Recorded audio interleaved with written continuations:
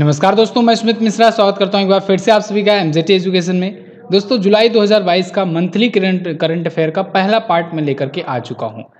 हर एक महीने में दो पार्ट करके आपको मंथली करंट अफेयर प्रोवाइड कराया जाता है और पूरा डिटेल के साथ प्रोवाइड कराया जाता है, यानी इसके बाहर से कोई सभी क्वेश्चन आपको नहीं देखने को मिलता है। और बहुत सारे लोग इस सीरीज को प्यार देते हो अपना, तो ऐसे ही जुलाई महीने का लेकर के मैं आ चुका हूँ। इसमें 1 तारीख से 15 तारीख तक के सभी इम्पोर्टेंट जो भी करंट अफेयर बनते हैं उनको कवर कराया गया है। बाकी के जो वीडियोज़ हैं बाकी के महीने के लिए, उसका प्लेलिस्ट का लिंक डिस्क्रिप्शन में है, आप जा करके उसे देख सकते हो। लेकिन आगे बढ़ने से पहले मैं आपको बताना चाहूँगा दोस्तों, ग्रुप डी का त्रिनेत्र बैच है, ये आया हुआ है। मात्र 399 में आप इसे प्राप्त कर पाओगे और इसमें आपका त्रिनेत्र मतलब 3 चीज़ें आपको तैयार कराई जा रही है। जीएस पूरा कंप्लीट कराया जा रहा है, साइंस और करंट अफेयर बहुत ही शानदार तरीके से 2021 और 2022 का दोनों का कवर कराया जा रहा है, जिससे आप बहुत ही अच्छे तरीके से स्कोर कर पाओ। और टॉपिक बाय टॉपिक बहुत ही अच्छे से डिटेल पीडीएफ के साथ प्रैक्टिस सेट भी कराया जाएगा। ये सभी चीज़ें आप पा सकते हो मात्र 399 में।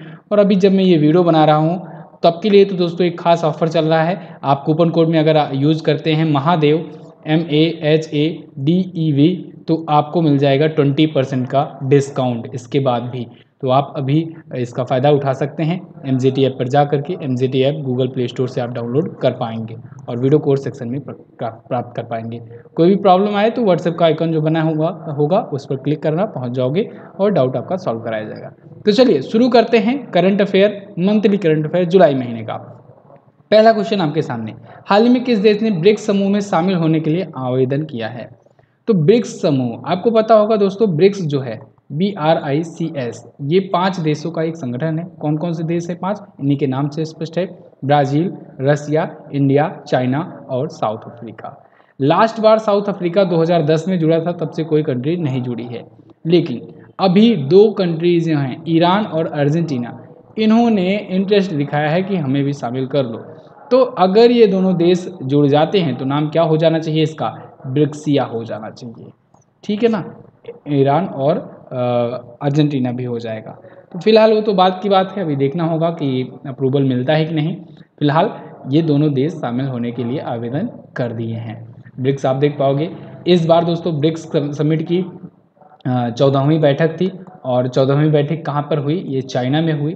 13वीं मीटिंग पिछली बार हुई थी और इंडिया ने उसको होस्ट किया था। बिल्कुल ऐसे सीरियल वाइज चलता है अल्फ़ाबेट के अनुसार, जैसे ब्राज़ील होस्ट किया, फिर इसके बाद रसिया करेगा, फिर इसके बाद इंडिया करेगा, फिर इसके बाद चाइना करेगा, फिर साउथ अफ्रीका। जैसे 13वां वाला इंडिया किया था तो 14वां चाइना करेगा और 15वां कौन करेगा? साउथ अफ्रीका करेगा, ठीक है ना। तो उसके बाद फिर ब्राज़ील करेगा, ऐसे ऐसे चलता रहता है, ठीक है। तो फिलहाल ब्रिक्स के बारे में आप जान गए हो इतना। 2006 में इसकी स्थापना हुई थी, लेकिन 2009 में फर्स्ट मीटिंग हुई। यहाँ पर थोड़ा सा गलत दे दिया गया है। स्थापना 2006 में हुई थी, फर्स्ट मीटिंग जो हुई थी वो हुई थी 2009 में रसिया में, ठीक है ना। अगला क्वेश्चन है, हाल ही में अमेरिका ने किस देश के सहयोग से एक नया कार्यक्रम partners in the blue Pacific शुरू किया? तो partners in the blue Pacific America ने शुरू किया है दोस्तों, ऑस्ट्रेलिया, न्यूजीलैंड, यूके और जापान के सहयोग से। ये 5 देश मिल करके, उपरोक्त सभी ऑप्शन यहाँ पर करेक्ट हो जाएगा। ये 5 देश मिल करके दोस्तों partners in the blue Pacific शुरू किए हुए हैं। ये बहुत ही गजब चीज़ है, मतलब कि जैसे कि आपने सुना क्वाड जो था, क्वाड था ना, तो क्वाड में क्या क्या था? अमेरिका था, इंडिया है, जापान है और है अमेरिका, ठीक है ना, सॉरी ऑस्ट्रेलिया। तो ऑस्ट्रेलिया, अमेरिका, इंडिया, जापान, ये 4 देश मिलकर के चाइना को काउंटर करने के लिए क्वाड बनाए हुए हैं। अब ऐसे ही partners in the blue Pacific शुरू हुआ है, लेकिन इसमें क्या हुआ? इसमें इंडिया नहीं है। क्या कौन नहीं है? इंडिया नहीं है इसमें। तो ये चीज़ आपको ध्यान देनी होगी। इसमें ऑस्ट्रेलिया, न्यूजीलैंड, यूके, जापान और अमेरिका है, ठीक है, partners in the blue Pacific. ये इंपॉर्टेंट होने वाला है। अभी के लिए उतना इंपॉर्टेंट मैं नहीं कहूँगा, लेकिन आने वाले टाइम के लिए ना ये बड़ा इंपॉर्टेंट रोल निभाएगा, क्योंकि ब्लू ओशियन में बहुत ज़्यादा ब्लू पैसिफिक यानी कि प्रशांत महासागर में एक प्रकार से डोमिनेंस स्थापित करने के लिए ये 5 देशों का ये एक संगठन होगा, ठीक है ना। चलो, तो फिलहाल यहाँ पर USA के बारे में लिखा गया है। जो बाइडेन यहाँ के प्रेसिडेंट हैं, वाशिंगटन DC हेडक्वार्टर है, करेंसी है US डॉलर। हाल ही में किस एजेंसी ने चंद्रमा पर कैपस्टोन मिशन लॉन्च किया? जो चंद्रमा पर दोस्तों कैपस्टोन मिशन लॉन्च किया है नासा ने। नासा बोले तो national aeronautics and space administration, America की स्पेस एजेंसी है, और इसने अभी हाल ही में मून के साथ एक low cost capstone mission launch किया है। ये रॉकेट लैब के साथ मिलकर के लॉन्च किया हुआ है। रॉकेट लैब बेसिकली ये रॉकेट अपना लॉन्च किया इसके थ्रू, और नासा का जो था वो सैटेलाइट था या कहें अंतरिक्ष यान था। तो नासा के शोधकर्ताओं के द्वारा न्यूजीलैंड से ये लॉन्च किया गया है कैप्स्टोन अंतरिक्ष यान, चंद्रमा पर सफलतापूर्वक गया हुआ है। कैप्स्टोन का फुल फॉर्म भी होता है, क्या होता है? Cislunar autonomous positioning system technology operation and navigation experiment. Okay, NASA के बारे में अगर बात करेंगे तो बिल नेल्सन इसके एडमिनिस्ट्रेटर हैं, वाशिंगटन डीसी में हेडक्वार्टर है, और 1958 में इसकी स्थापना हुई थी। यहाँ पर भी सेम चीज़ें हैं। यहाँ पर एक चीज़ और याद रखना, मोटो अगर पूछा जाएगा तो आप बताएंगे for the benefit for all. अगला, निम्न में से कौन सा दिवस 1 जुलाई को मनाया जाता है? तो 1 जुलाई को दोस्तों जीएसटी दिवस मनाया जाता है। आप सबको पता है क्यों? क्योंकि 1 जुलाई 2017 से आधी रात से जीएसटी लागू हो गया था भारत में। राष्ट्रीय चिकित्सक दिवस भी मनाया जाता है, नेशनल डॉक्टर्स डे 1 जुलाई से ही मनाया जाता है, याद रखिएगा। इसके अलावा दोस्तों एक और दिवस मनाया जाता है, कौन सा? एसबीआई स्थापना दिवस। एसबीआई की भी स्थापना तो हुई थी 1 जुलाई 1955 को। इंपीरियल बैंक का नाम बदल करके एसबीआई कर दिया गया था, स्टेट बैंक ऑफ इंडिया किया गया था। क्लियर? तो आप ये भी याद रखेंगे। अगला, यहाँ पर जीएसटी के बारे में थोड़ा सा मैं आपको बता दूं। जीएसटी भारत में 101 में संविधान संशोधन के तहत लागू किया गया, 122वां बिल लाया गया था, और असम राज्य दोस्तों सबसे पहला जीएसटी बिल लाने वाला राज्य है। सबसे लास्ट में लागू करने वाला राज्य जम्मू एंड कश्मीर बना था, हालांकि जम्मू एंड कश्मीर अब राज्य नहीं रहा, यूनियन टेरिटरी बन गया है। ठीक है, जीएसटी के टैक्स स्लैब जो हैं ये 5 प्रकार के होते हैं, 0%, 5%, 12%, 18% और 28%। ठीक है ना। अभी रिसेंटली दोस्तों जब मैं ये वीडियो रिकॉर्ड कर रहा हूँ तब एक और बड़ी तेज़ी से न्यूज़ में है, चर्चे में है चीज़ें। अब खाद्य पदार्थों पर भी जीएसटी लगेगा 5% तक का, और ये ध्यान दिया गया है कि इसमें जो पैकेट में बंद पैकेट वाला है प्रोडक्ट उसमें लगेगा, खुले पैकेट में नहीं। तो अब खाद्य पदार्थों को जीएसटी स्लैब में शामिल कर लिया गया है, ये भी ध्यान रखेंगे। बाकी जीएसटी पर अगर आप वीडियो ढूंढोगे तो मिल जाएगी आराम से, हमारी बहुत सारी वीडियो बनानी हुई है मैंने जीएसटी पर। जीएसटी डालना है आपको, आगे लिख देना है एमजेटी एजुकेशन, ठीक है ना, यूट्यूब पर। बहुत ही कम समय में बहुत ही आसान भाषा में आपको समझा दिया गया है। तो फिलहाल नेशनल डॉक्टर्स डे भी मनाया जाता है, तो ये भी याद रखेंगे आप। 1 जुलाई को ही मनाया जाता है, विधान चंद्र राय जी की जयंती के उपलक्ष्य में मनाया जाता है। ठीक है, जो कि बंगाल के दूसरे मुख्यमंत्री थे और बहुत ही फेमस डॉक्टर थे। इस बार की डॉक्टर्स डे की थीम है दोस्तों family doctors on the front line. अगला, हाल ही में महाराष्ट्र के नए सीएम कौन बने? तो महाराष्ट्र के नए चीफ मिनिस्टर बन गए हैं दोस्तों एकनाथ शिंदे। एकनाथ शिंदे पहले शिवसेना पार्टी में ही थे, लेकिन बाद में शिवसेना पार्टी से बगावत कर गए और कई विधायकों को लेकर के वो गुवाहाटी निकल गए। बाद में अपने आप को इन्होंने सीएम घोषित कर दिया, बीजेपी ने समर्थन कर दिया, मिल करके ये सरकार बना लिए, और अब शपथ भी ग्रहण हो गया है। भगत सिंह कोश्यारी जी जो कि वहाँ के गवर्नर हैं, उन्होंने शपथ दिला दिया एकनाथ शिंदे को। तो new CM of Maharashtra is Eknath Shinde, और यहाँ पर भी सारी चीज़ें हैं, आप देखिए। अगला, हाल ही में किस सरकार ने काशी यात्रा योजना शुरू किया? तो काशी यात्रा योजना दोस्तों कर्नाटक राज्य सरकार ने शुरू किया है। जो उनके वहाँ के जो भी श्रद्धालु होंगे जो काशी आना चाहते हैं, जो काशी की यात्रा करना चाहते हैं, काशी बोले तो वाराणसी, वहाँ की जो यात्रा करना चाहते हैं तो उनको 5-5 हज़ार रुपये तक का सरकार की तरफ से हेल्प किया जाएगा, और एक प्रकार से काशी यात्रा जो है वो तीर्थयात्रियों के लिए होगा, और ऐसे 30,000 तीर्थयात्रियों के लिए ये योजना शुरू करी गई है। आई थिंक आपको समझ में आ गया होगा। तो कर्नाटक की और कोई भी योजना है जो कि है उसको रिवाइज कर लेते हैं। जैसे विमेन एट वर्क कार्यक्रम शुरू किया था अभी हाल ही में, विनय समरस्य योजना शुरू किया गया था, फ्रूट सॉफ्टवेयर, जनसेवक योजना, जनस्पंदन मंच, ये सभी अभी कर्नाटक के द्वारा ही लॉन्च किया गया है, कुछ योजनाएं प्रमुख। अगला, हाल ही में किस केंद्रीय मंत्री ने राष्ट्रीय राजमार्ग पुरस्कार 2021 प्रदान किया? तो दोस्तों अभी हाल ही में राष्ट्रीय राजमार्ग पुरस्कार 2021 प्रदान किया है नितिन गडकरी जी ने। नितिन जयराम गडकरी जी और ओम बिरला जो कि दोस्तों अध्यक्ष हैं, लोकसभा के स्पीकर हैं, उन्होंने मिल करके यहाँ पर अवार्ड दिया, national highway excellence award 2021। Okay, Lok Sabha speaker कौन है? ओम बिरला हैं। तो यहाँ पर 122 नामांकन प्राप्त हुए थे, 9 कैटेगरी में अवार्ड दिए गए हैं, 30 नामांकन को पुरस्कार देने के लिए चुना गया था। नाटो ने किस देश को ग्रुप में शामिल होने के लिए सहमति किया? देखो नाटो जो है इसने अभी हाल ही में दोस्तों स्वीडन और फिनलैंड को, इन दोनों देशों को अपने आप में शामिल करने के लिए घोषणा कर दी है। एक्चुअली में अभी तक बाधक बन रहा था तुर्की। तुर्की जो है ये अभी तक वोट नहीं कर रहा था इसके पक्ष में। एक्चुअली में नाटो जो है ये 30 देशों का संगठन है और इसमें नियम ये है कि अगर कोई नया मेंबर ऐड होना चाहता है तो सभी के सभी जो इसके मेंबर कंट्रीज हैं उनकी सहमति जरूरी है। तो 29 देश तो मान जाया कर रहे थे, बस ये तुर्की जो है ये मान नहीं रहा था। लेकिन अभी हाल फिलहाल में तुर्की मान गया है और अब स्वीडन और फिनलैंड जो कि काफ़ी दिनों से, काफ़ी समय से ये शामिल होना चाह रहे थे नाटो में, अब इनको नाटो में इनवाइट कर लिया गया है। तो अब नाटो में ये शामिल हो जाएंगे। तो नाटो में अब मेंबर की संख्या कितनी हो जाएगी?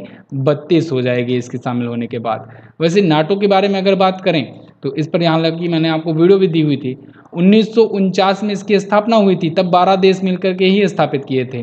दुनिया का सबसे बड़ा ये सैन्य संगठन है। तो वहाँ पर अब स्वीडन और फिनलैंड जो है ये दोनों देश भी शामिल हो जाएंगे और देखना होगा अब इसके बाद क्या होता है, क्योंकि रसिया जो है ये यूक्रेन पर इसीलिए हमला किया था क्योंकि यूक्रेन नाटो में शामिल होना चाह रहा था। नाटो की स्थापना 1949 में ब्रुसेल्स बेल्जियम में इसका हेडक्वार्टर, जेंस स्टोलनबर्ग इसके अध्यक्ष। अगला, अमेरिकी सुप्रीम कोर्ट की पहली अश्वेत महिला न्यायाधीश कौन बनी? तो वो बन गई हैं Ketanji Jackson. Ketanji Jackson brown दोस्तों ये पहली अश्वेत महिला न्यायाधीश हैं अमेरिकी सुप्रीम कोर्ट की। यहाँ पर आप इमेज में इनको देख पाएंगे। तो ये बन गई वहाँ की। हालांकि ये टोटल ओवरऑल देखा जाए तो छठी महिला होंगी, लेकिन पहली ये ब्लैक वीमेन या कहें कि पहली अश्वेत महिला बनेंगी, ठीक है ना, जो कि वहाँ की सुप्रीम कोर्ट की अध्यक्ष होंगी।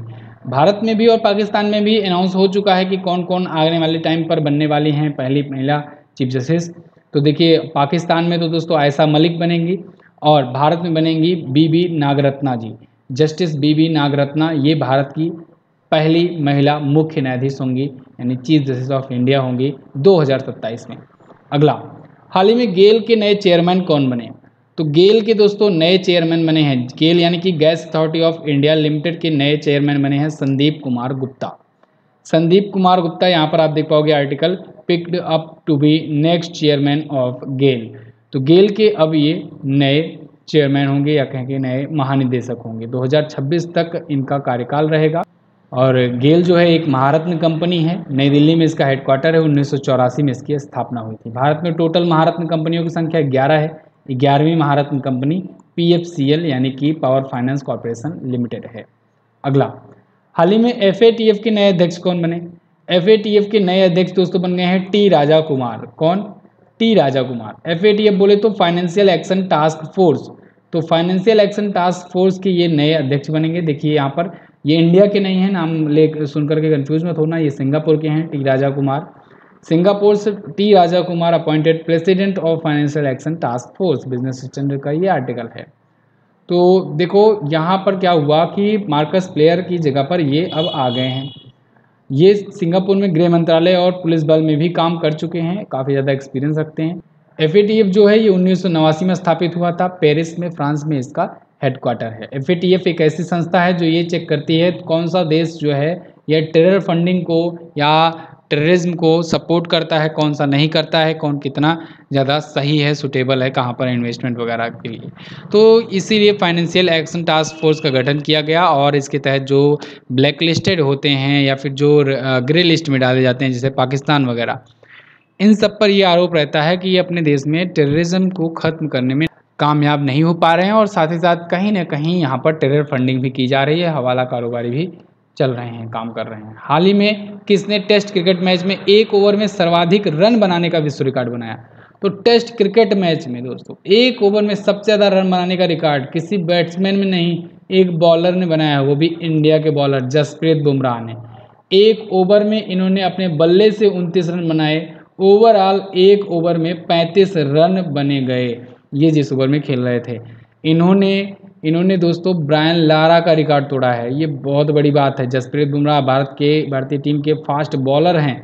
इन्होंने अभी हाल ही में 35 रन ठोक डाले 1 ओवर में, जिसमें 29 रन तो इनके बल्ले से ही बना हुआ था। तो स्टुअर्ट ब्रॉड की ही गेंद पर बनाए, उन्हीं की गेंद पर जिनकी गेंद पर युवराज सिंह ने शुरुआती कैरियर में इनके 6 छक्के लगाए थे, याद ही होगा आपको ये नाम। तो शुरुआत भी धुलाई से और अब इनका करियर का अंत भी धुलाई से, वो भी भारतीयों के द्वारा। चलिए, तो फिलहाल ये सारी डिटेल्स है, सेम चीज़ें वही है जो मैंने आपको बोल करके बताई। आगे, हाल ही में यायर लैपिड किस देश के 14वें प्रधानमंत्री बने? तो यायर लैपिड दोस्तों ये बन गए हैं इजराइल के नए प्राइम मिनिस्टर।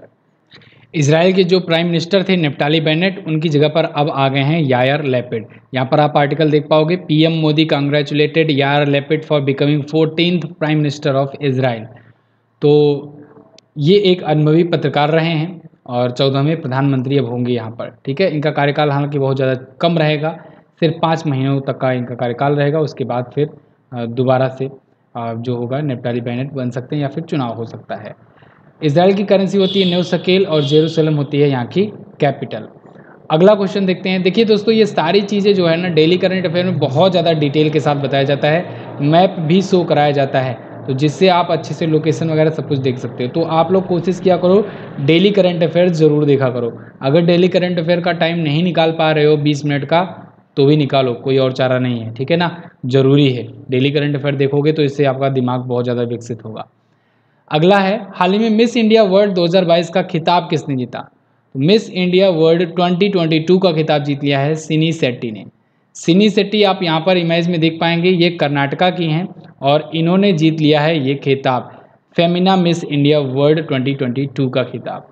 अब जो फेमिना मिस इंडिया वर्ल्ड 2022 जीतता है ना, वही जाता है दोस्तों मिस वर्ल्ड में इंडिया को रिप्रेजेंट करने। तो अब ये सिनी शेट्टी जो हैं ये मिस वर्ल्ड 2022 में इंडिया को रिप्रेजेंट करेंगी, यानी इंडिया को रिप्रेजेंट करने जाएंगी। उप विजेता रही रूबल शेखावत जी। ओके, चलिए, तो ये कर्नाटक की हैं। अभी पिछले कुछ दिनों में और ये महत्वपूर्ण जो विजेता हुई हैं रिलेटेड, उनको रिवाइज कर लेते हैं। जैसे मिस यूनिवर्स 2021 बनी है हरनाज संधू, सबसे ज़्यादा इंपॉर्टेंट। मिस वर्ल्ड 2021 ये कैरोलिना बिलावस्का बनी है, पोलैंड की हैं। मिस इंडिया अर्थ राशमी माधुरी और मिसेज इंडिया वर्ल्ड सरगम कौशल बनी है। मिस इंडिया वर्ल्ड वाइड खुशी पटेल बनी है। First Miss India Pearl Agrawal. Miss International doctor Akshata Prabhu. Mrs India Galaxy doctor Nikita Sokal और मिसेज वर्ल्ड साइलिन फोर्ड बनी हुई हैं। अगला है, हाल ही में किस राज्य सरकार ने नारी को नमन योजना शुरू करी? नारी को नमन योजना ये शुरू किया है अभी हाल ही में हिमाचल प्रदेश ने। इस योजना के तहत क्या होगा दोस्तों कि जो विमेंस हैं, जो औरतें हैं, उनको 50% तक का कंसेशन दिया जाएगा बस फेयर में, बस के किराया में, यानी कि उनका किराया आधा लगेगा। ठीक है ना, अगर कहीं पर भी वो यात्रा करती हैं तो हिमाचल प्रदेश भर में, तो ये महिलाओं के बस के किराए में 50% की छूट के लिए है। सरकार ने राइड विद प्राइड सरकारी टैक्सी सेवा में भी महिला ड्राइवरों के 25 नए पदों की मंजूरी की घोषणा करी है। इसके लिए सरकार हर साल 60 करोड़ रुपए खर्च किया करेगी। क्लियर है? तो हिमाचल प्रदेश के सीएम जयराम ठाकुर जी ने ये योजना की घोषणा करी है। हाल ही में भारत ने अपनी आज़ादी के 75वीं वर्षगांठ पर किस देश को 75 एम्बुलेंस और 17 स्कूल भेंट किए? तो ये किए हैं नेपाल को। भारत ने नेपाल को 75वीं वर्षगांठ पर, आज़ादी के 75वीं वर्षगांठ चल रहा है अपना ना आज़ादी का अमृत महोत्सव, तो इसी के तहत 75 एम्बुलेंस और 17 स्कूल बस भेंट किया गया है। तो यहाँ पर आप जैसे देख पाओगे ये 75 एम्बुलेंस और 75 स्कूल बसेस के बारे में ये बताया गया है। ये तो आपको जो दिख रहा है ये एम्बुलेंस है, ऐसे ही होगा स्कूल। ठीक है ना। तो नवीन श्रीवास्तव जी जो कि इंडिया गवर्नर टू नेपाल हैं, यानी कि भारत के राजदूत हैं नेपाल में, तो उन्होंने इसे लॉन्च किया हुआ है। अगला है, हाल ही में महाराष्ट्र विधानसभा के सबसे कम उम्र के अध्यक्ष कौन बने? तो दोस्तों सबसे कम उम्र के अध्यक्ष बन गए हैं राहुल नार्वेकर। ये महाराष्ट्र विधानसभा ही नहीं बल्कि भारत में भी जितनी भी विधानसभाएं हैं सब में अगर देखा जाए तो सबसे कम उम्र के ये अध्यक्ष बने हैं, स्पीकर बने हैं। तो महाराष्ट्र की विधानसभा में, क्योंकि अभी मैंने आपको बताया कि महाराष्ट्र के में नए सीएम बने हैं तो नई विधानसभा भी गठित हुई और वहाँ पर राहुल नार्वेकर को बनाया गया स्पीकर, जो कि यंगेस्ट स्पीकर हैं इन द कंट्री। ओके, तो ये 16वें स्पीकर हैं विधानसभा के महाराष्ट्र के और इनके समर्थन में 164 वोट मिले 107 शिवसेना उम्मीदवार के खाते में जो कि गए। अगला है, हाल ही में किस केंद्रीय मंत्री ने स्वायत्त नेविगेशन सुविधा तिहान का उद्घाटन किया? तो अभी हाल ही में केंद्रीय मंत्री डॉक्टर जितेंद्र सिंह जी ने दोस्तों एक स्वायत्त नेविगेशन सुविधा तिहान का उद्घाटन किया है। यहाँ पर आप आर्टिकल देख पाओगे, TiHAN test bed for autonomous navigation open in IIT Hyderabad. IIT Hyderabad के कैंपस में इसका उद्घाटन किया गया है। तिहान नाम का ये है दोस्तों स्वायत्त नेविगेशन सुविधा। तिहान का मतलब होता है technology innovation hub on autonomous navigation. Okay, तो ये स्मार्ट मोबिलिटी तकनीक में एक वैश्विक भागीदारी बनाने के लिए किया। अगला है, हाल ही में यूके की संसद ने किसे आयुर्वेदिक रत्न पुरस्कार से सम्मानित किया? तो यूके की संसद ने तनुजा नेसारी को दोस्तों संसद रत्न पुरस्कार से आयुर्वेद रत्न पुरस्कार से सम्मानित किया है। यहाँ पर आप आर्टिकल देख पाओगे, UK parliament honours AIIA director Tanuja Nesari with Ayurveda Ratna award. तो आयुर्वेदा रत्न अवार्ड से इन्हें सम्मानित किया गया है। विदेशों में आयुर्वेद के विकास को बढ़ावा देने में इनके योगदान को देखते हुए ये सम्मानित की गई हैं। ये all India institute of Ayurveda की दोस्तों करंट टाइम पर ये अध्यक्ष भी हैं। अगला, हाल ही में किसने गणित के क्षेत्र में दिया जाने वाला फील्ड्स मेडल 2022 पुरस्कार जीता? तो फील्ड्स मेडल 2022 का अवार्ड जीत लिया है दोस्तों मेरिना विजावस्का ने। मेरिना विजावस्का के साथ 3 और लोगों ने जीता हुआ है। यहाँ पर इस चारों के नाम आप देख पाएंगे। फिलहाल मारिना विजावस्का इसलिए चर्चे में क्योंकि ये यूक्रेन की हैं, मैथमेटिशियन है, फील्ड मेडल जीती हुई हैं। यहाँ पर है आप देख पाओगे, एक तो इन चारों में एकमात्र लेडीज़ हैं, तो इन्होंने जीता हुआ है। और ये अवार्ड जो है ना, ये मैथ का नोबेल पुरस्कार कहलाता है, यानी कि गणित का नोबेल कहते हैं, मैथ का नोबेल कहते हैं इसे। तो मैथ का नोबेल इस बार 4 व्यक्तियों को मिला है, जिसमें से एक यूक्रेन की, जो देश अभी युद्ध से जूझ रहा है, उस देश की एक मैथमेटिशियन को मिलना एक बड़ी बात है। इस वजह से ये चर्चे में हैं और लगातार इनके बारे में बातचीत चल रही है। मैथमेटिक्स नोबेल इसे कहा जाता है, ठीक है ना। तो ये 4 लोग हैं, कौन कौन से? एक तो हैं ह्यूगो डोमिनिल कोपिन जो कि फ्रांस के हैं, जून हू अमेरिका के, और जेम्स मोर्नार्ड ये ब्रिटेन के हैं, और ये यूक्रेन की मेरिना विजावस्का। ओके, ये 40 वर्ष से कम उम्र के गर्तकों को दिया जाता है, ये भी ध्यान रखिएगा। अगला, राष्ट्रीय खाद्य सुरक्षा अधिनियम 2022 के कार्यान्वयन में कौन सा राज्य शीर्ष पर रहा? तो राष्ट्रीय खाद्य सुरक्षा अधिनियम के कार्यान्वयन में दोस्तों उड़ीसा राज्य रहा प्रथम स्थान पर। यहाँ पर आप आर्टिकल देख पाओगे, Orissa tops state ranking for implementation of national food security act. National food security act को लागू करने में ये टॉप पर रहा है। भारत में अभी खाद्य और पोषण सुरक्षा पर एक NFSA के लिए राज्य रैंकिंग सूचकांक जारी किया गया, उसमें उड़ीसा को पहला स्थान मिला, उसके बाद उत्तर प्रदेश, फिर आंध्र प्रदेश रहा, यानी कि 3 राज्य टॉप 3 रहे रैंकिंग में। और वहीं अगर बात करें पूर्वोत्तर राज्यों, हिमालयी राज्यों और DP राज्यों में, तो उसमें त्रिपुरा को दोस्तों वो पहला स्थान मिला हुआ है। हाल ही में किसने परीक्षा संगम पोर्टल लॉन्च किया? परीक्षा संगम पोर्टल ये CBSE के द्वारा लॉन्च किया गया है, central board of secondary education के द्वारा अभी हाल फिलहाल में इसे लॉन्च किया गया है। CBSE बोर्ड ने परीक्षा संगम लॉन्च किया, जो कि वन स्टॉप सॉल्यूशन होगा for the student and administrators. Sangam मतलब समझ लीजिए, संगम आप लोग किस लिए कहते हैं, जहाँ पर गंगा यमुना सरस्वती का संगम होता है, यानी कि 3 ब्रांचेस का कह सकते हैं। तो ऐसे ही इसमें भी 3 टाइप से बनाया गया है कि प्रधानाचार्य के लिए, कॉलेज स्टाफ के लिए और स्टूडेंट्स के लिए 3 प्रकार की यहाँ पे सुविधाएं होंगी। और देखिए, स्कूल को गंगा कहा जाएगा, क्षेत्रीय कार्यालय को यमुना, और प्रधान कार्यालय को सरस्वती कहा जाएगा। मतलब 3 वर्ग में बांटा गया है एक प्रकार से, ठीक है। CBSE की स्थापना दोस्तों 1929 में हुई थी, नई दिल्ली में हेडक्वार्टर है, और निधि छिब्बर अभी पहली महिला अध्यक्ष बनाई गई हैं। निधि छिब्बर का नाम आपको याद रखना है, इंपॉर्टेंट नाम है। अगला, किस राज्य के मुख्यमंत्री ने भारत के सबसे बड़े शॉपिंग फेस्टिवल की घोषणा करी है? तो दोस्तों अभी हाल ही में दिल्ली के CM अरविंद केजरीवाल ने भारत के सबसे बड़े शॉपिंग फेस्टिवल की घोषणा करी है। ये दिल्ली में ही होगा, लेकिन कब? ये जनवरी में, अगले साल होगा, 2023 में होगा, ठीक है ना। तो ये 28 जनवरी से शुरू होकर के 26 फरवरी तक चलेगा, यानी 30 दिनों तक चलने वाला है। अरविंद केजरीवाल के द्वारा ये शुरू किया गया, घोषणा करी गई है। अब देखो, 28 जनवरी का शुरू करने का क्या मतलब हुआ? 26 जनवरी आप जानते हो इवेंट रहेगा, 27 जनवरी चलो ठीक है, न्यूज़पेपर नहीं आएगा, छुट्टी रहेगी। 28 जनवरी से शुरू होगा ये, और ये होगा इंडिया का सबसे बड़ा शॉपिंग फेस्टिवल। ओके, शॉपिंग महोत्सव। अगला, दुनिया के सबसे बड़े अंतर्राष्ट्रीय समुद्री अभ्यास RIMPAC 2022 या कहें रिम्पैक 2022 का कौन सा संस्करण आयोजित हुआ? तो इसका दोस्तों 28वां संस्करण अभी हाल ही में आयोजित हुआ है अमेरिका के पास में। ये दुनिया का सबसे बड़ा है, दुनिया का सबसे बड़ा इंटरनेशनल मैरीटाइम एक्सरसाइज होता है, यानी कि समुद्री अभ्यास होता है। तो US नेवी ने इसे लॉन्च किया हुआ है, उसी के द्वारा अध्यक्षता करी जाएगी, ठीक है ना। तो ये अमेरिका के पर्ल हार्बर में हो रहा है। द्विवार्षिक होता है, बहुराष्ट्रीय नौसेना अभ्यास होता है, भारत भी इसमें भाग ले रहा है। भारत का INS सतपुरा और P-8I विमान इसमें हिस्सा ले रहा है रिम्पैक 2022 में। अगला है, हाल ही में किस देश ने महिला एवं पुरुष क्रिकेटरों को समान वेतन देने की घोषणा करी? तो दोस्तों न्यूजीलैंड क्रिकेट के द्वारा ये घोषणा करी गई है कि न्यूजीलैंड में अब महिला क्रिकेटर्स को और पुरुष क्रिकेटर्स को दोनों को समान वेतन दिया जाएगा। इंडियन एक्सप्रेस का आप आर्टिकल भी पढ़ पाओगे इसके रिगार्डिंग।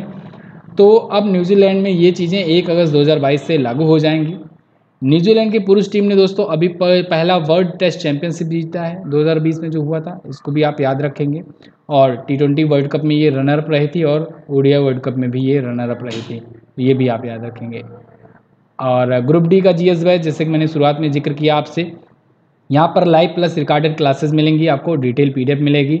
मंथली ई बुक आपको दी जाती है फ्री में, आपके एग्जाम तक इसको दिया जाता रहेगा। रिवीजन क्लासेस चलाई जा रही हैं। एनटीपीसी CBT 2 का सॉल्व पेपर कराया जा रहा है, 399 में है, लेकिन अभी के लिए अगर आज आप लेते हो तो आपको MAHADEV यानी महादेव कूपन कोड में डालना है, आपको 20% का डिस्काउंट भी मिल जाएगा। साथ ही साथ ये चीज़ें आपको मिलेंगी MZT ऐप पर, तो लाइव और रिकॉर्डेड क्लासेस के साथ MZT ऐप डाउनलोड कर सकते हैं। चलिए अगला, प्रधानमंत्री मोदी ने कहाँ पर 30 फीट ऊंची अल्लूरी सीताराम राजू की मूर्ति का उद्घाटन किया? तो दोस्तों अभी हाल ही में प्रधानमंत्री नरेंद्र मोदी जी ने भीमावरम आंध्र प्रदेश में 30 फीट ऊंची अल्लूरी सीताराम राजू जी की मूर्ति का प्रतिमा का उद्घाटन किया है। यहाँ पर आप आर्टिकल भी देख पाओगे। PM Modi unveils 30 feet statue of Alluri Sitarama Raju Andhra Pradesh में। ये स्वतंत्रता सेनानी जी की जो स्वतंत्रता सेनानी अल्लूरी सीताराम राजू जी की 125वीं जयंती पर लॉन्च किया जाएगा। क्लियर है। अगला, भारत का कौन सा राज्य बेरोजगारी दर के मामले में शीर्ष पर है? तो भारत का राज्य है हरियाणा, जो बेरोजगारी दर के मामले में है टॉप पर। यहाँ पर आप आर्टिकल देख पाएंगे, इंडिया में बेरोजगारी दर लगातार बढ़ती जा रही है। इंडिया की अगर ओवरऑल बात करें तो 7.83% बढ़ गई है, जबकि अगर केवल हरियाणा की बात करें तो हरियाणा में बेरोजगारी दर है 34.5, यानी कि हरियाणा में प्रत्येक 100 व्यक्तियों में 35 व्यक्ति या कहें 34.5 व्यक्ति जो हैं बेरोजगार हैं। फिर राजस्थान का नंबर आता है, फिर नंबर आता है बिहार का। ओवरऑल इंडिया में हर 100 व्यक्तियों पर 8 व्यक्ति जो हैं वो बेरोजगार हैं। तो ये CMIE की रिपोर्ट है, यानी कि centre for monitoring Indian economy की रिपोर्ट है। हरियाणा टॉप पर इसमें बना है। अगला, हाल ही में किसे राज्यसभा के लिए नामांकित किया गया? तो अभी हाल ही में PT ऊषा, इलैया राजा, वीरेंद्र हेगड़े और KV वेजुवेंद्र प्रसाद, इन 4 व्यक्तियों को राज्यसभा के लिए नॉमिनेट किया गया। आपको पता होगा दोस्तों, राज्यसभा में 12 व्यक्तियों को मनोनीत किया जाता है। ये 12 व्यक्ति अपने आप में स्पेशल कोई टैलेंट रखते हैं, चाहे खेल, साहित्य, ठीक है, इन सब से रिलेटेड।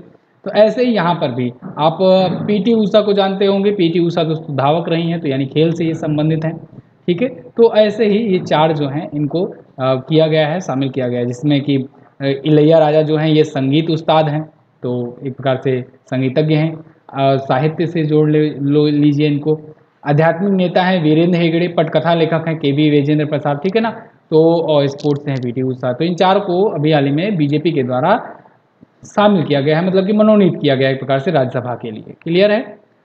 PT ऊषा को पयोली एक्सप्रेस गोल्डन गर्ल के नाम से भी जाना जाता है। अगला, ज्योतिरादित्य सिंधिया को कौन से मंत्रालय का अतिरिक्त प्रभार मिला? तो अभी हाल ही में दोस्तों 2 मंत्रियों ने इस्तीफा दे दिया, मतलब अपना पद छोड़ दिया।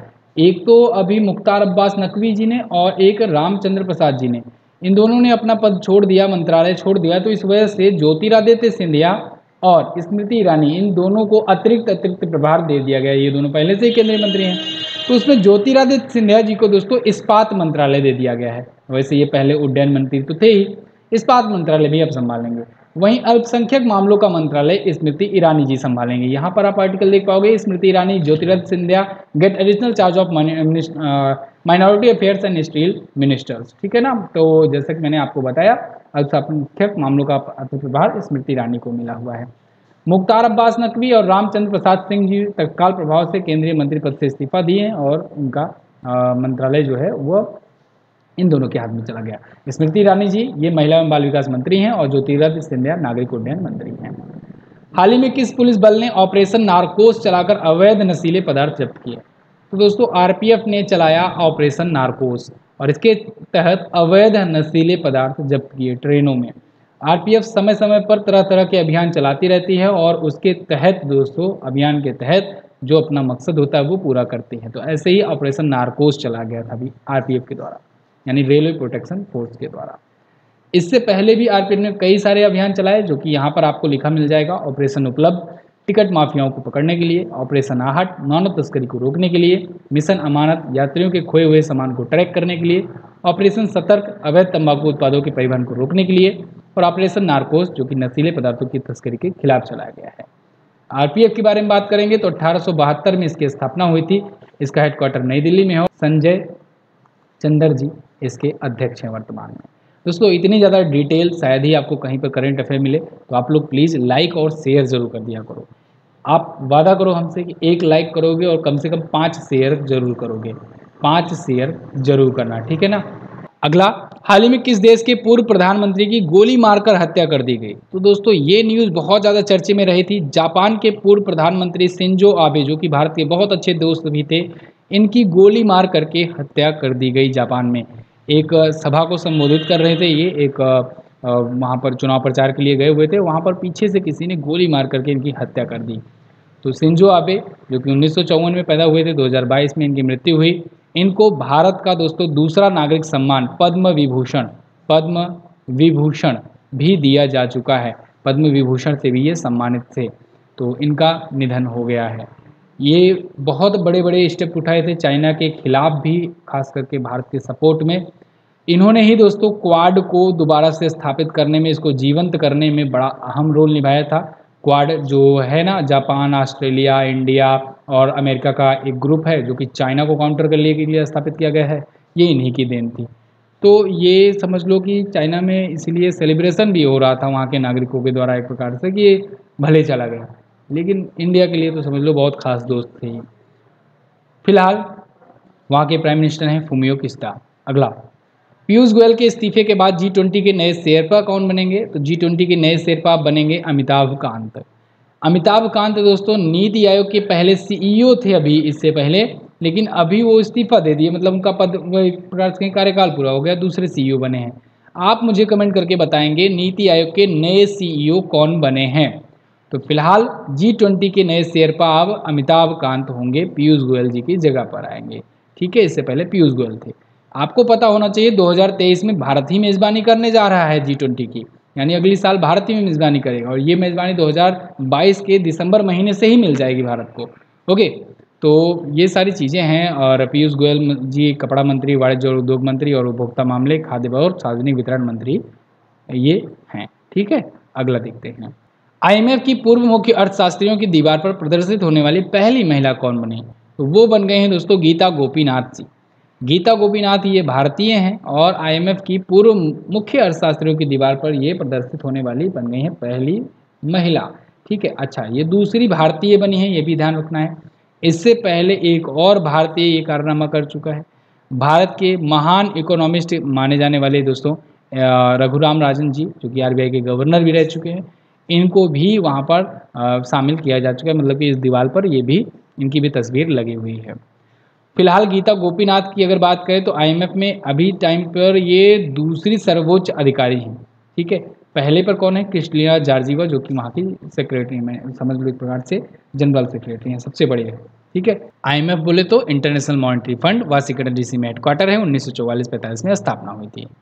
और यहाँ पर आप देख पाओगे चीफ इकोनॉमिस्ट अभी कौन है? तो पियरे ओलिवर गॉरिस्चस हैं अभी वर्तमान में चीफ इकोनॉमिस्ट वहाँ पर।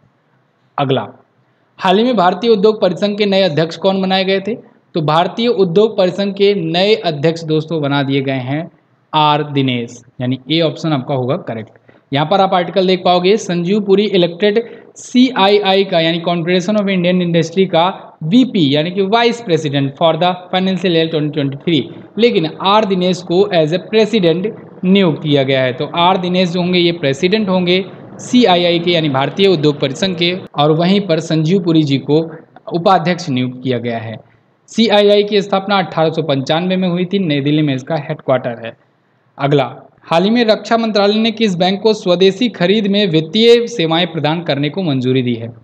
तो रक्षा मंत्रालय ने दोस्तों HDFC bank, ICICI bank, Axis bank, इन तीनों बैंकों को, इन तीनों प्राइवेट बैंकों को दोस्तों अब मंजूरी दे दी है कि विदेशी खरीद में वित्तीय सेवाएं ये प्रदान कर सकते हैं। रक्षा से संबंधित जो भी होगा दोस्तों, जो भी डील होगी, जो भी विदेशी खरीद होगी, उसमें अब ये 3 बैंकें जो प्राइवेट सेक्टर की हैं ये भी अपना रोल निभाएंगे। अब तक क्या होता था, केवल सरकारी बैंकों को ही मौका दिया जाता था, ठीक है। लेकिन अब रक्षा मंत्रालय की जो भी डील होगी उसमें इनको भी मौका दिया जाएगा, ये भी पेमेंट एक्सेप्ट वगैरह कर सकते हैं। ठीक है, ठीक है। अच्छा दोस्तों, UP triple S C PET का बैच आया हुआ है। जो लोग यूपी के स्टूडेंट हैं, अगर वो चाहते हैं कि यूपी में ही उनको जॉब मिल जाए, तो ये ज़रूरी है आपको एग्ज़ाम क्वालिफाई करना। UP triple S C PET के बैच में आपको क्वालिफाई करने के बाद जो भी यूपी लेवल का एग्ज़ाम आएगा, उस यूपी ट्रिपल एस सी कराएगा, उसमें आप तभी बैठ पाओगे जब इसको आप क्वालिफाई कर पाओगे। इसको क्वालिफाई ना सिर्फ कराना, बल्कि आपको अच्छी से अच्छी रैंक दिलाना या अच्छा से अच्छा स्कोर दिलाना, ये हमारा जिम्मेदारी होगा। तो आप इस बैच को ज्वाइन करके ये चीज़ें कर सकते हो। आपको यहाँ पर ऑफलाइन पुस्तक भी प्रोवाइड कराई जाएगी, आपके घर तक भिजवाई जाएगी अगर आप ये कोर्स लेते हो तो इसमें आपको बहुत सारे फीचर्स मिल जाएंगे, डिटेल वीडियो मिलेंगी, क्लास नोट्स मिलेंगे डिटेल में, फ्री ई बुक मिल रही है करंट अफेयर की आपको हर एक महीने की एग्ज़ाम तक, कंप्लीट सिलेबस कराया जाएगा, प्रैक्टिस सेट सॉल्व कराया जाएगा, प्रीवियस ईयर के भी सेट सॉल्व कराए जाएंगे। इवन हमने तो शुरू करवाया ही है क्लास आपका प्रीवियस ईयर सेट से, तो प्रीवियस ईयर सेट सॉल्व करके ही आप क्लास स्टार्ट कर सकोगे। तो ये बैच आप ले सकते हो, क्रांति बैच है नाम इसका, एमजेटी ऐप पर जाकर के आप इसे ले सकते हो, ज्वाइन कीजिए, अभी मौका है। अभी आप लेने पर महादेव कूपन कोड यूज करेंगे तो आपको 20% डिस्काउंट मिलेगा। अगला, हाल ही में किस संगठन के महासचिव मोहम्मद बारकिंडो का निधन हो गया? मोहम्मद बारकिंडो ये ओपेक के दोस्तों महासचिव थे और इनका निधन हो गया है। बस कुछ ही दिन पहले इनका निधन हुआ इनके रिटायरमेंट से, मतलब इसी जुलाई महीने में ये रिटायरमेंट लेने वाले थे, लेकिन इनका निधन हो गया रिटायरमेंट से पहले ही। ओपेक के secretary general Mohammad Barkindo dies as 63। ठीक है। अब बात आती है कि अब कौन बनाए गए, तो ओपेक के दोस्तों अब नए अध्यक्ष हैथम अल घीस बनाए गए हैं। ओपेक क्या है? ओपेक यानी कि organisation of petroleum exporting countries, ये ऐसे देशों का समूह है जो पेट्रोलियम एक्सपोर्ट करते हैं। तो अब हैथम अल घीस होंगे नए अध्यक्ष, याद रखिएगा। वैसे अगर बात करें ओपेक की, तो स्थापना 1960 में हुई थी, लेकिन कहाँ पर हुई थी? बगदाद में हुई थी, इराक में। जबकि हेडक्वार्टर कहाँ पर है? वियना में, ऑस्ट्रिया में। 13 इसके सदस्य देश हैं। अगला, यहाँ पर ओपेक का सिंबल आप देख पाओगे, ऑफिस का है ये। अगला, हाल ही में किस एयरलाइंस को डीजीसीए ने एयर ऑपरेटर सर्टिफिकेट दिया? तो किस एयरलाइंस को मिल गया है? अकाशा एयरलाइंस। अकाशा एयरलाइंस आपको याद होगा दोस्तों, राकेश झुनझुनवाला की है। मैंने आपको इसके पहले भी बताया था इसके बारे में। राकेश झुनझुनवाला नाम तो सुना ही होगा आपको। ये नाम कौन है जानते हो? इंडिया का वारेन बफे कहा जाता है इनको। ये भारत के शेयर मार्केट के सबसे बड़े बापू हैं। ठीक है, तो इंडियन शेयर मार्केट के सबसे बड़े, सबसे सक्सेसफुल इंसान कहे जाते हैं राकेश झुनझुनवाला। तो इनकी ही ये एक एयरलाइन है, शुरू की गई है इनके द्वारा, आकाशा एयरलाइन, और इनकी एयरलाइंस को डीजीसीए के द्वारा एयर ऑपरेटर सर्टिफिकेट मिल गया। मतलब समझ लो कि वो वाला सर्टिफिकेट मिल गया है इनको, जिसके बाद से इनकी हवाई जहाज़ भी उड़नी शुरू हो जाएगी। ठीक है, तो ये एयर ऑपरेटर सर्टिफिकेट कहलाता है और इसके बाद बिल्कुल फाइनल रहता है, मतलब लास्ट वाला सर्टिफिकेट यही वाला होता है। अगला है, हाल ही में किस राज्य में खार्ची उत्सव मनाया गया? तो खार्ची उत्सव दोस्तों ये मनाया गया त्रिपुरा में। त्रिपुरा का प्रमुख उत्सव होता है खार्ची उत्सव। यहाँ पर आप देख पाओगे, a celebration of 40 deities and an harmonious amalgam of 2 communities in Tripura. ये वहाँ पर 14 उनके देवी देवताओं की पूजा करते हैं और खार्ची उत्सव के दौरान, और पारंपरिक उत्सव होता है ये। त्रिपुरा में अभी नए सीएम भी बने हुए हैं, मणिक साहा जी, इनका भी नाम आप याद रखेंगे, मणिक साहा। ठीक है। अगला, विंबलडन ओपन 2022 के पुरुष सिंगल का खिताब किसने जीता? विंबलडन ओपन संपन्न हो चुका है, ये साल का तीसरा ग्रैंड स्लैम होता है, यानी कि ऑस्ट्रेलियन ओपन, फ्रेंच ओपन और उसके बाद होता है विंबलडन ओपन, लास्ट में होता है यूएस ओपन। तो तीसरा वाला जो होता है ये भी हो गया है। अब विंबलडन ओपन में पुरुष सिंगल का खिताब जीत लिया है दोस्तों नोवाक जोकोविच ने। नोवाक जोकोविच का इनका 21वां टोटल खिताब था ग्रैंड स्लैम का, और इन्होंने अपना 7वां विंबलडन ओपन जीता है, यानी कि टोटल 21 ग्रैंड स्लैम जीत चुके हैं, जबकि 7 केवल विंबलडन ओपन ये जीते हुए हैं। 9 ऑस्ट्रेलियन ओपन जीते हैं, 2 बार फ्रेंच ओपन जीते हुए हैं और 3 बार यूएस ओपन जीते हुए हैं। नोवाक जोकोविच सर्बिया के खिलाड़ी हैं, जबरदस्त खिलाड़ी हैं।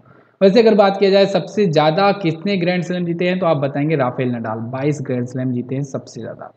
ओके, अगला, हाल ही में 13 एक्सप्रेसवे वाला भारत का पहला राज्य कौन बना? तो 13 एक्सप्रेसवे वाला भारत का पहला राज्य और इकलौता राज्य दोस्तों है उत्तर प्रदेश। हालांकि 13 एक्सप्रेसवे बनकर तैयार नहीं हुआ है, इसमें से 6-7 ही जो हैं वो बनकर तैयार हुए हैं, 6 ही तैयार हुए हैं, 7 अभी जो है ये बन रहा है, लेकिन बन जाएगा तब 13 एक्सप्रेसवे वाला इकलौता राज्य होगा भारत का। उत्तर प्रदेश। वैसे भी अभी भी सबसे ज़्यादा एक्सप्रेसवे वाला इकलौता राज्य भारत प्रदेश है, भारत का उत्तर प्रदेश है। ठीक है। अच्छा, अभी बुंदेलखंड एक्सप्रेसवे का उद्घाटन 16 जुलाई को किया है नरेंद्र मोदी जी ने, ये भी आप नाम याद रखेंगे।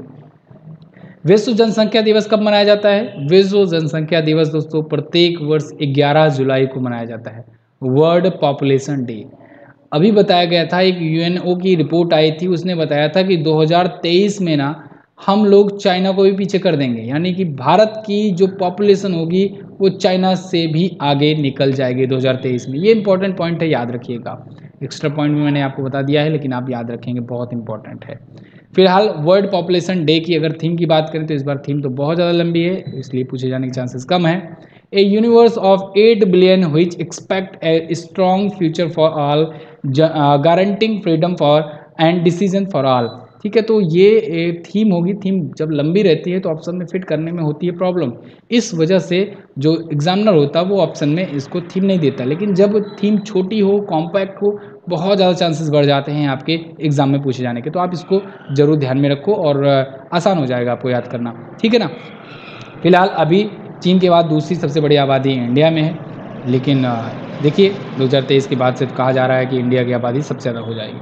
पिछली साल की थीम दोस्तों the impact of the covid pandemic and the fertility था। अगला है भारतीय ओलंपिक संघ का स्पोर्ट परफॉर्मेंस और लाइफ स्टाइल पार्टनर निम्न में से कौन होगा? तो वो होगा दोस्तों JSW। JSW जिसकी कंपनी है JSW स्टील, आपने सुना होगा, बहुत ज़्यादा चर्चे में रहती है।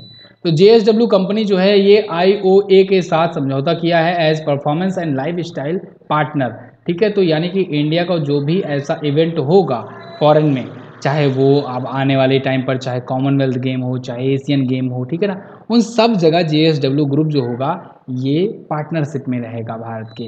ठीक है ना, तो स्पोर्ट परफॉर्मेंस और लाइफ स्टाइल पार्टनर JSW होगा। तो यहाँ पर भी आप सारी चीज़ देख पाओगे। इंडियन ओलंपिक एसोसिएशन की अगर बात करें तो 1927 में स्थापना हुई थी, नई दिल्ली में हेडक्वार्टर है। अध्यक्ष अब अनिल खन्ना आ गए हैं। ठीक है ना, जो नरेंद्र बत्रा अध्यक्ष थे वो अब इस्तीफा दे दिए हैं। अगला क्वेश्चन है, हाल ही में किस केंद्रीय मंत्री ने NCR के लिए जियो पोर्टल परिमन लॉन्च किया? NCR बोले तो नेशनल कैपिटल रीजन, जो आप दिल्ली NCR सुनते हो ना, वही वाला रीजन। तो इसके लिए जियो पोर्टल एक परिमन लॉन्च किया है। किसने? केंद्रीय मंत्री हरदीप सिंह पुरी जी ने। तो यहाँ पर आप आर्टिकल देख पाएंगे, NCR planning board opens it Jio portal for public. ठीक है, तो इसे लॉन्च किया गया है अभी के हरदीप सिंह पुरी जी के द्वारा। अभी राष्ट्रीय राजधानी क्षेत्र बोर्ड योजना की एक 40वीं बैठक आयोजित की गई थी, वहाँ पर लॉन्च किया गया इसे। NCR है क्या, इसको समझिएगा, नेशनल कैपिटल रीजन। एक्चुअली में दिल्ली के आसपास के क्षेत्र को दोस्तों वो वहाँ पर एक NCR घोषित किया गया, वहाँ के एरिया को डेवलप करने के लिए। अब इसमें हरियाणा के भी कुछ, ठीक है, उत्तर प्रदेश की कुछ, राजस्थान के कुछ एरिया इसमें आए। तो इन कई ज़िलों को मिला करके NCR में घोषित किया गया और यहाँ पर डेवलपमेंट किया गया कि भाई अगर कोई दिल्ली में आता है, राजधानी में आता है, तो आसपास के राज्यों में, तो मतलब आसपास के जो ज़िले हैं कनेक्ट होते हैं, वहाँ पर भी बेहतर सुविधाएं वो पाए। ठीक है ना, घूमने टहलने जाने का मन हो तो। ठीक है, कुल मिलाकर के विकास हो वहाँ पर। तो शहरीकरण स्तर यहाँ पर 62.6% है। 1985 में ये योजना लाई गई थी। अगला, हाल ही में भारत ने कहाँ पर सबसे लंबा डबल डेकर फ्लाईओवर बनाने का रिकॉर्ड बनाया? तो भारत ने दोस्तों महाराष्ट्र में ये रिकॉर्ड बनाया हुआ है, भारत का सबसे लंबा double decker flyover.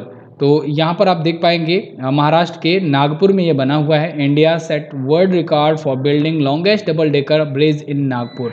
Nitin Gadkari ji आपको दिख रहे हैं, जबरदस्त मंत्री हैं ये, और इन्होंने यहाँ पर उद्घाटन किया हुआ है इसका।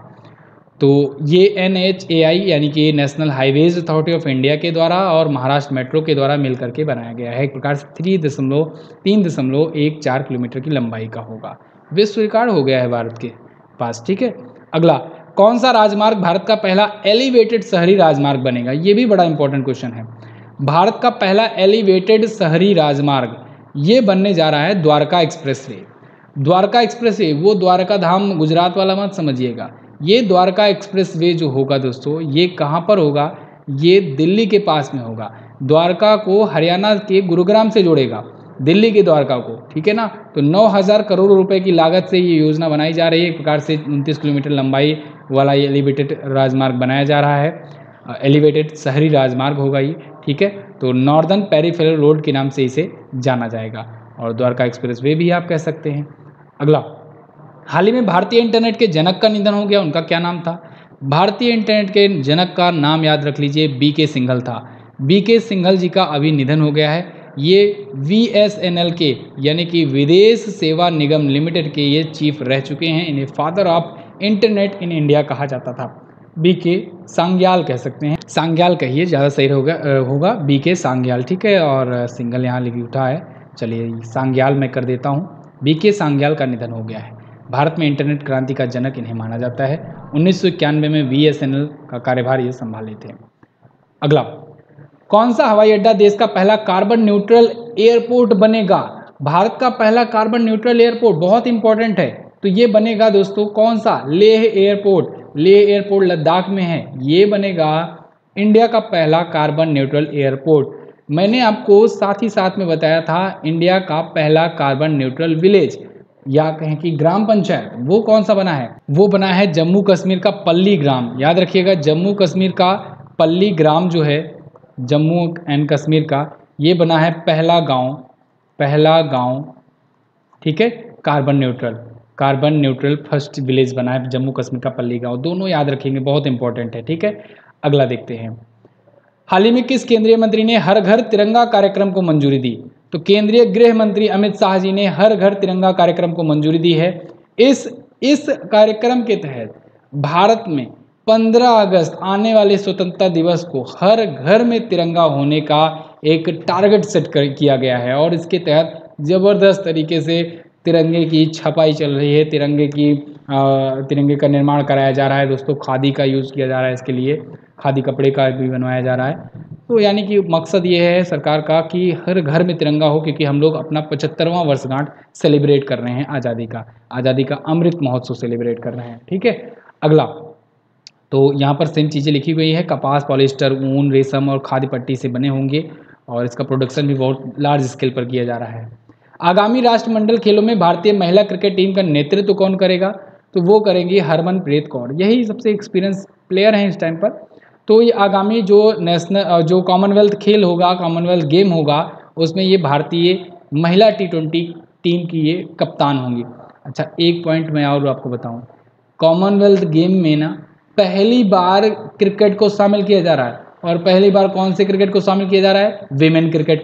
विमेन क्रिकेट को पहली बार शामिल किया गया है। यही क्वेश्चन ही बनेगा, डायरेक्ट आपसे यही क्वेश्चन पूछेगा कि कौन से क्रिकेट को कौन से टूर्नामेंट में शामिल किया गया, ठीक है, या फिर कौन से फॉर्मेट में शामिल किया गया, तो आप बताएंगे T20 फॉर्मेट में, ठीक है।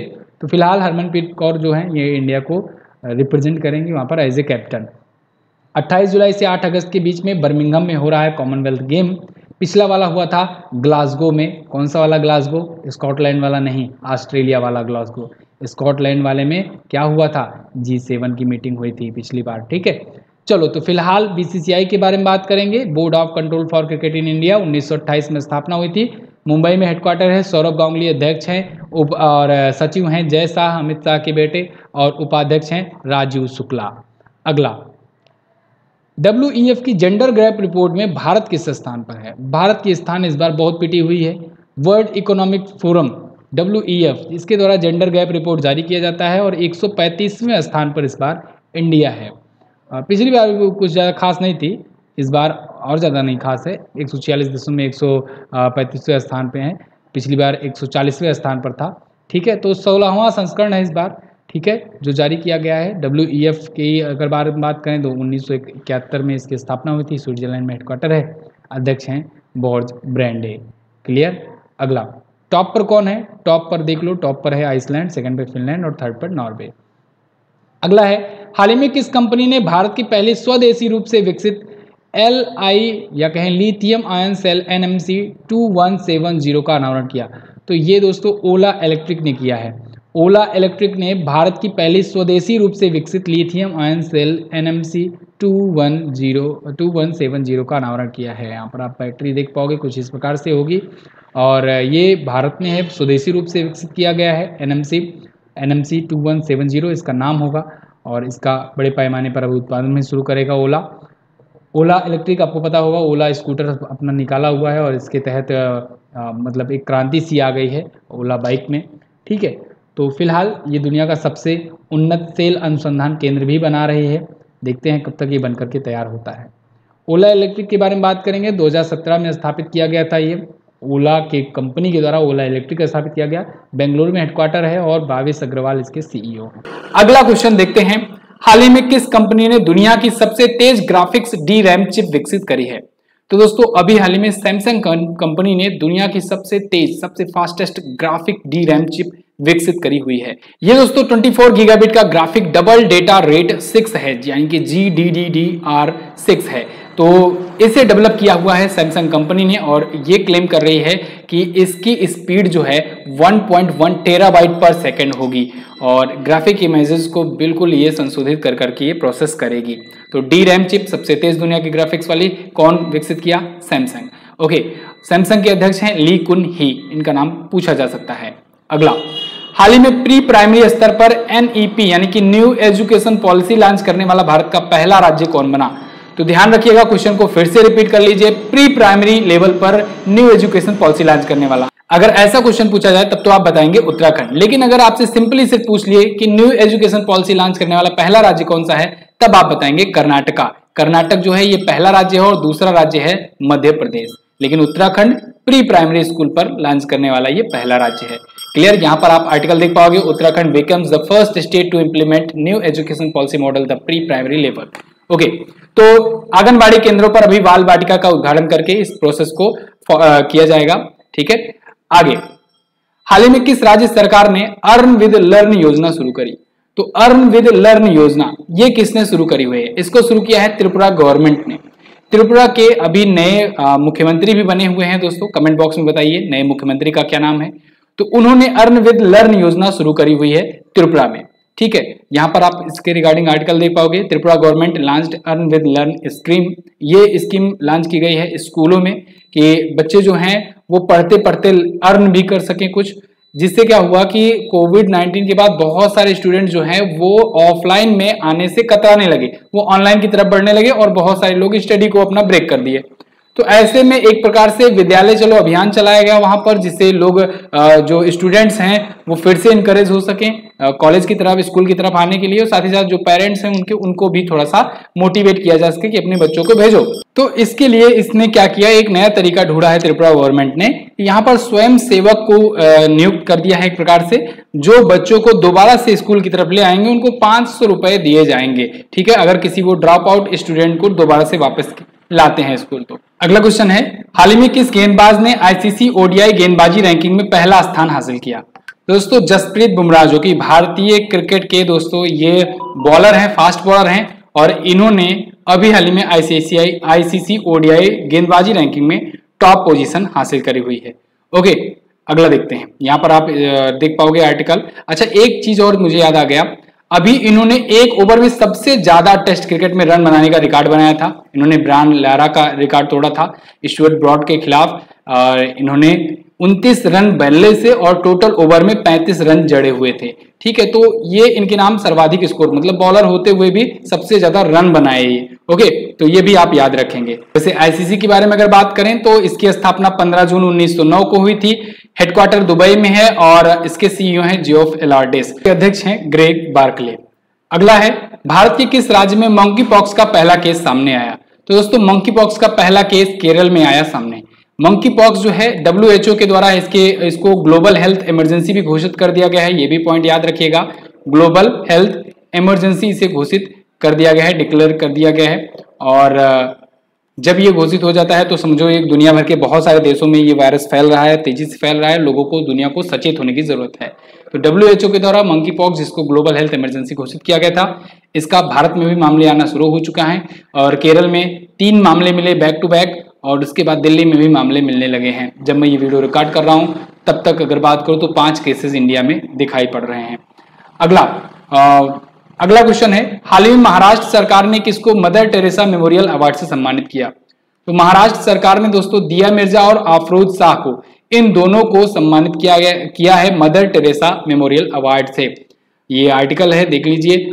दिया मिर्जा इनको, और उसके बाद फिर अफरोज शाह, इन दोनों को दोस्तों, इनको जो कि एक एनवायरमेंटलिस्ट हैं और पर्यावरण के लिए बहुत सारे काम करते रहते हैं, इनको भगत सिंह कोश्यारी जी के द्वारा सम्मानित किया गया है महाराष्ट्र गवर्नमेंट के द्वारा थ्रू। ओके। अच्छा, एक चीज और याद रखिएगा, ये जो सम्मान है मदर टेरेसा मेमोरियल अवार्ड, इसको 2005 से शुरू किया गया था, हार्मोनी फाउंडेशन के द्वारा ये शुरू किया गया था। ओके। अच्छा, एक और अवार्ड मदर अभी दिया गया था महाराष्ट्र सरकार के द्वारा, महाराष्ट्र भूषण पुरस्कार, महाराष्ट्र भूषण पुरस्कार। ठीक है, ये किसे दिया गया, ये आप बताएंगे किसे, आशा भोसले को दिया गया था, आशा भोसले जी को दिया गया था। ठीक है, महाराष्ट्र भूषण।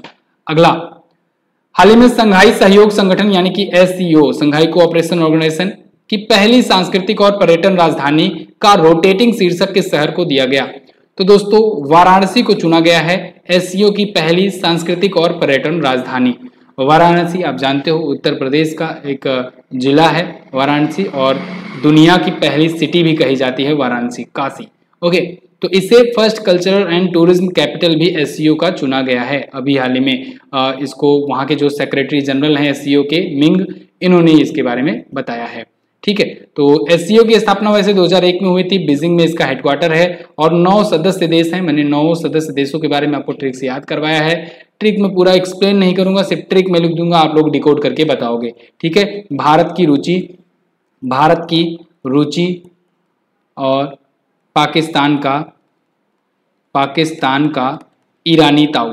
ठीक है, आप में से जिसको भी पता है वो कमेंट बॉक्स में इसको एक्सप्लेन कर देंगे, बाकी लोग देख लेंगे। तो इसमें 9 सदस्य देश हैं, 9 का नाम आपको ढूंढना है। चलिए फिलहाल आगे बढ़ते हैं।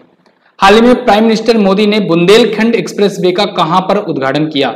बुंदेलखंड एक्सप्रेसवे, एक नया एक्सप्रेसवे यूपी में। तो यूपी के जालौन में दोस्तों अभी हाल में प्राइम मिनिस्टर नरेंद्र मोदी जी ने बुंदेलखंड एक्सप्रेसवे का उद्घाटन किया हुआ है। यहाँ पर आप आर्टिकल देख पाएंगे, 296 किलोमीटर ये लंबा है बुंदेलखंड एक्सप्रेसवे, यूपी में इनॉग्रेट किया गया प्राइम मिनिस्टर मोदी जी के द्वारा।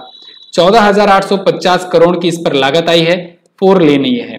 ये दोस्तों आगे चल करके आगरा एक्सप्रेसवे, आगरा लखनऊ एक्सप्रेसवे और यमुना एक्सप्रेसवे से लिंक होगा, और उसके बाद से फिर ये दिल्ली से कनेक्ट हो जाएगा। ठीक है। अच्छा, एक और इंपॉर्टेंट बात, ये यूपी का क्योंकि एक्सप्रेसवे है, यूपी में दोस्तों अब टोटल हो जाएंगे 13 एक्सप्रेसवे, जिसमें से 6 तो दोस्तों बन गए हैं, 7 अभी निर्माणाधीन है। 13 एक्सप्रेसवे वाला इकलौता राज्य होगा यूपी। ठीक है ना, इकलौता राज्य होगा यूपी, ध्यान रखिएगा। अभी तक 2 या 3 एक्सप्रेसवे ही सभी में हैं, लेकिन यूपी में देखिए 6 तो प्रचलन में है और 7 पर काम चल रहा है अभी। ओके, अगला, हाल ही में जापान ने किस पूर्व प्रधानमंत्री को मरणोपरांत देश का सर्वोच्च पुरस्कार प्रदान करने की घोषणा करी है? दोस्तों जापान के पूर्व प्राइम मिनिस्टर शिंजो आबे को देश का सर्वोच्च सम्मान मरणोपरांत देने की घोषणा करी गई है। आपको पता होगा शिंजो आबे की अभी हाल ही में गोली मारकर हत्या कर दी गई थी, वहीं के एक नेवी के ऑफिसर्स के द्वारा, नेवी के पूर्व रिटायर्ड ऑफिसर के द्वारा। ठीक है ना, तो हालांकि उस पर अभी जांच चल रही है। तो फिलहाल शिंजो आबे को मरणोपरांत दिया गया। शिंजो आबे दोस्तों बहुत ज़्यादा इंपॉर्टेंस रखते थे जापान के लिए, और जापान में इनकी ही पार्टी की गवर्नमेंट थी, समझ लो एक प्रकार से ऑपरेट यही करते थे। इन्होंने इस्तीफा दिया था स्वास्थ्य कारणों को लेकर के, लेकिन एक प्रकार से यही पूरा ऑपरेट किया करते थे। तो फिलहाल जापान का सर्वोच्च नागरिक सम्मान इनको दिया जाएगा, the collar of the supreme order of the chrysanthemum. Okay, तो ये सम्मान पाने वाले ये चौथे प्राइम मिनिस्टर हैं जापान में आजादी के बाद। ठीक है, चलिए अगला, हाल ही में अपनी इंटरनेट सेवा रखने वाला देश का पहला और एकमात्र राज्य कौन बना? वो बन गया है केरल। केरल ने घोषणा करी हुई है कि ये अपने नागरिकों को अपनी इंटरनेट सेवा देगा।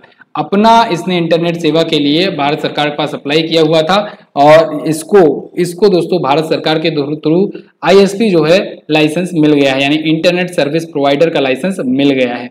इसके लिए इसने केफोन के साथ समझौता किया और दूरसंचार विभाग से ISP लाइसेंस प्राप्त किया, और अब ये प्रोवाइड करेगा खुद का इंटरनेट सर्विस। ठीक है, यानी किसी प्राइवेट कंपनी पर इसको डिपेंड नहीं होना पड़ेगा।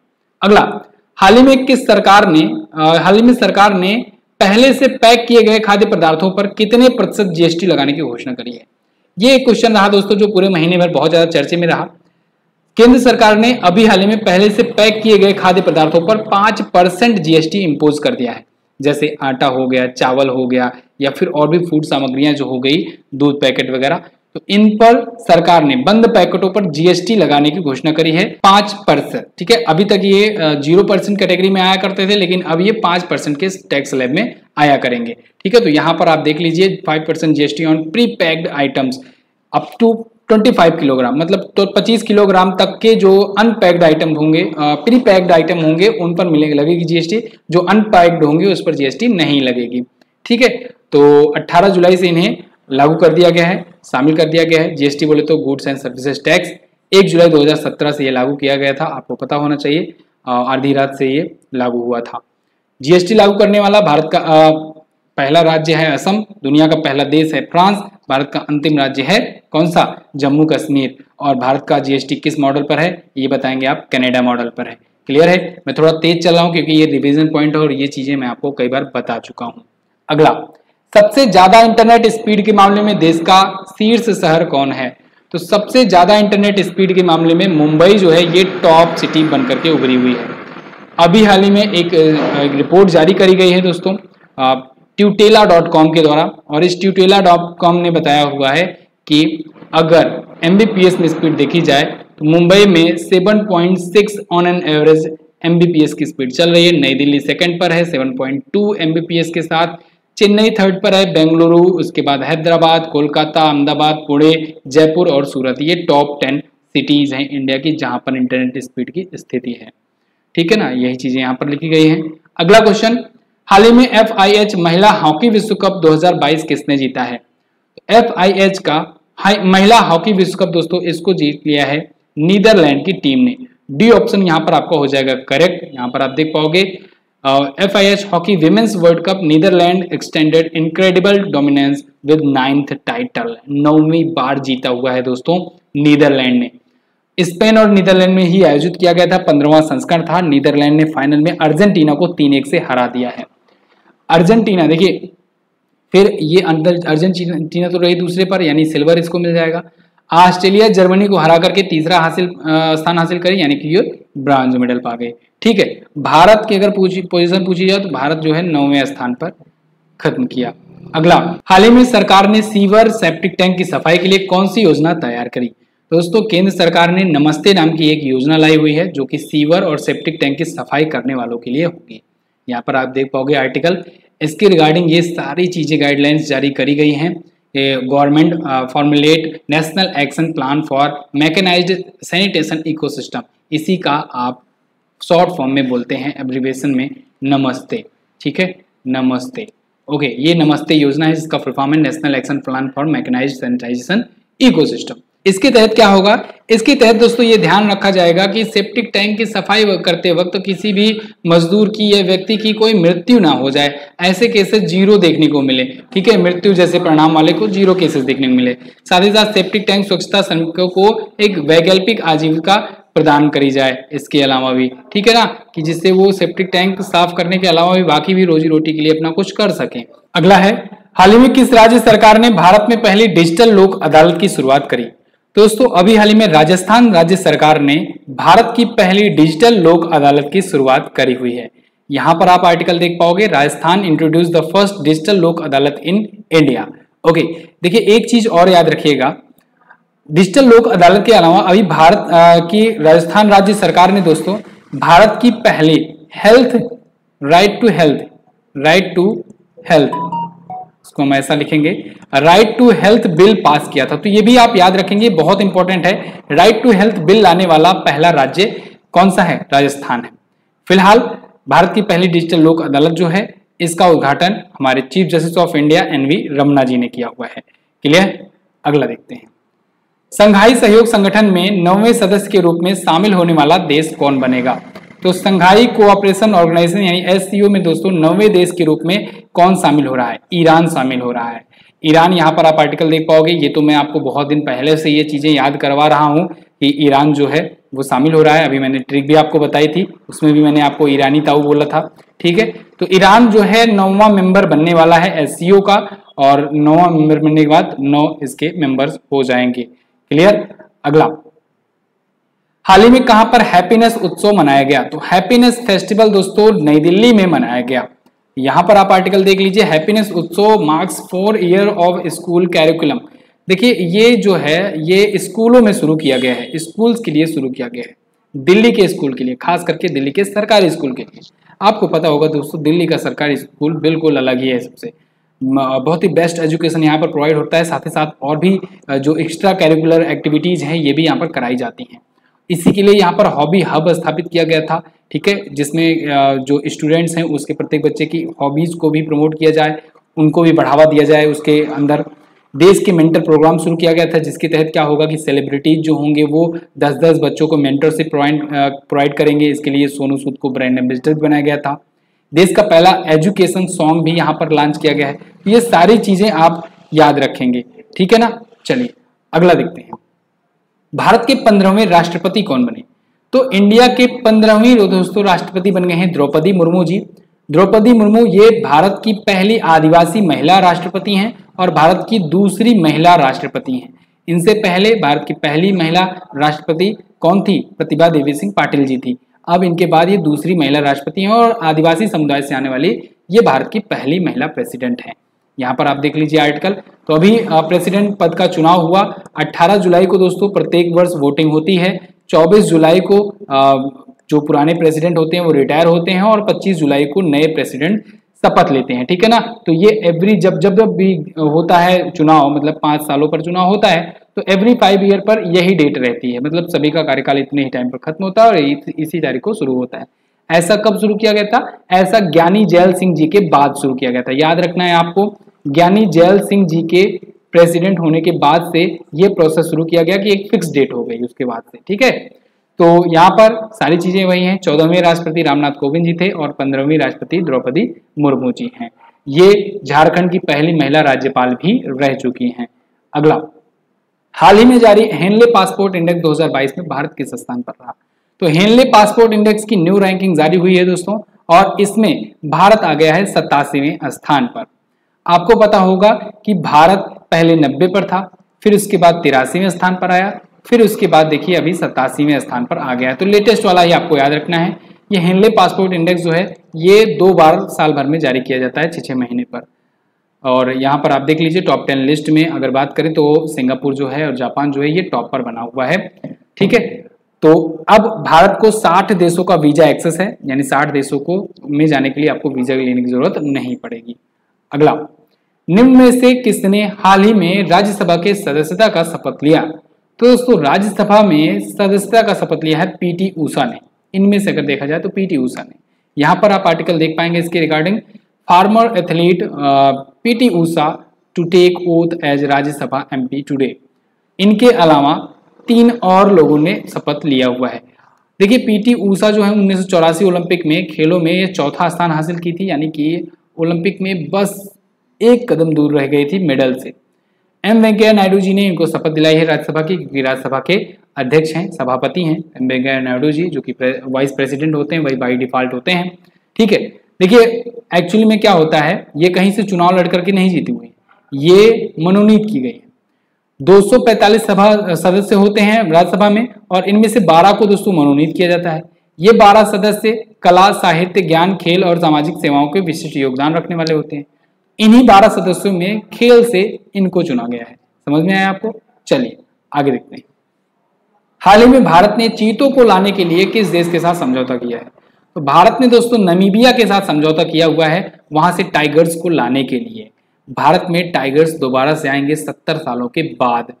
लास्ट बार 1952 में छत्तीसगढ़ में आखिरी टाइगर दिखाई दिया था जीवित भारत में, लेकिन अब 69-70 साल बाद एक बार दोबारा से नामीबिया से समझौता किया गया है और 8 चीतों को 15 अगस्त के पहले तक लाया जाएगा। कहां पर? मध्य प्रदेश के कुनो नेशनल पार्क में लाया जाएगा। ये भी क्वेश्चन पूछा जा सकता है। देखिए आजकल क्वेश्चन का एग्जाम का पैटर्न थोड़ा सा चेंज हो गया है।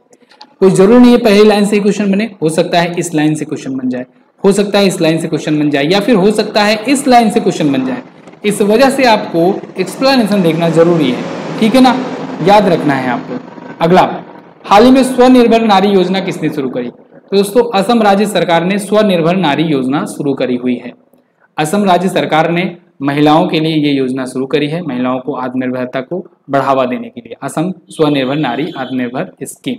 ओके, तो इसके तहत क्या होगा कि वहां पर जो स्वदेशी बुनकर हैं, महिलाएं खास करके, उनको सशक्त किया जाएगा, उनके परिवार वालों को वित्तीय सहायता दी जाएगी और स्वनिर्भर नारी वेब पोर्टल के माध्यम से भी बहुत सारी चीजें की जाएंगी, कुछ सुविधाएं प्रोवाइड कराई जाएंगी।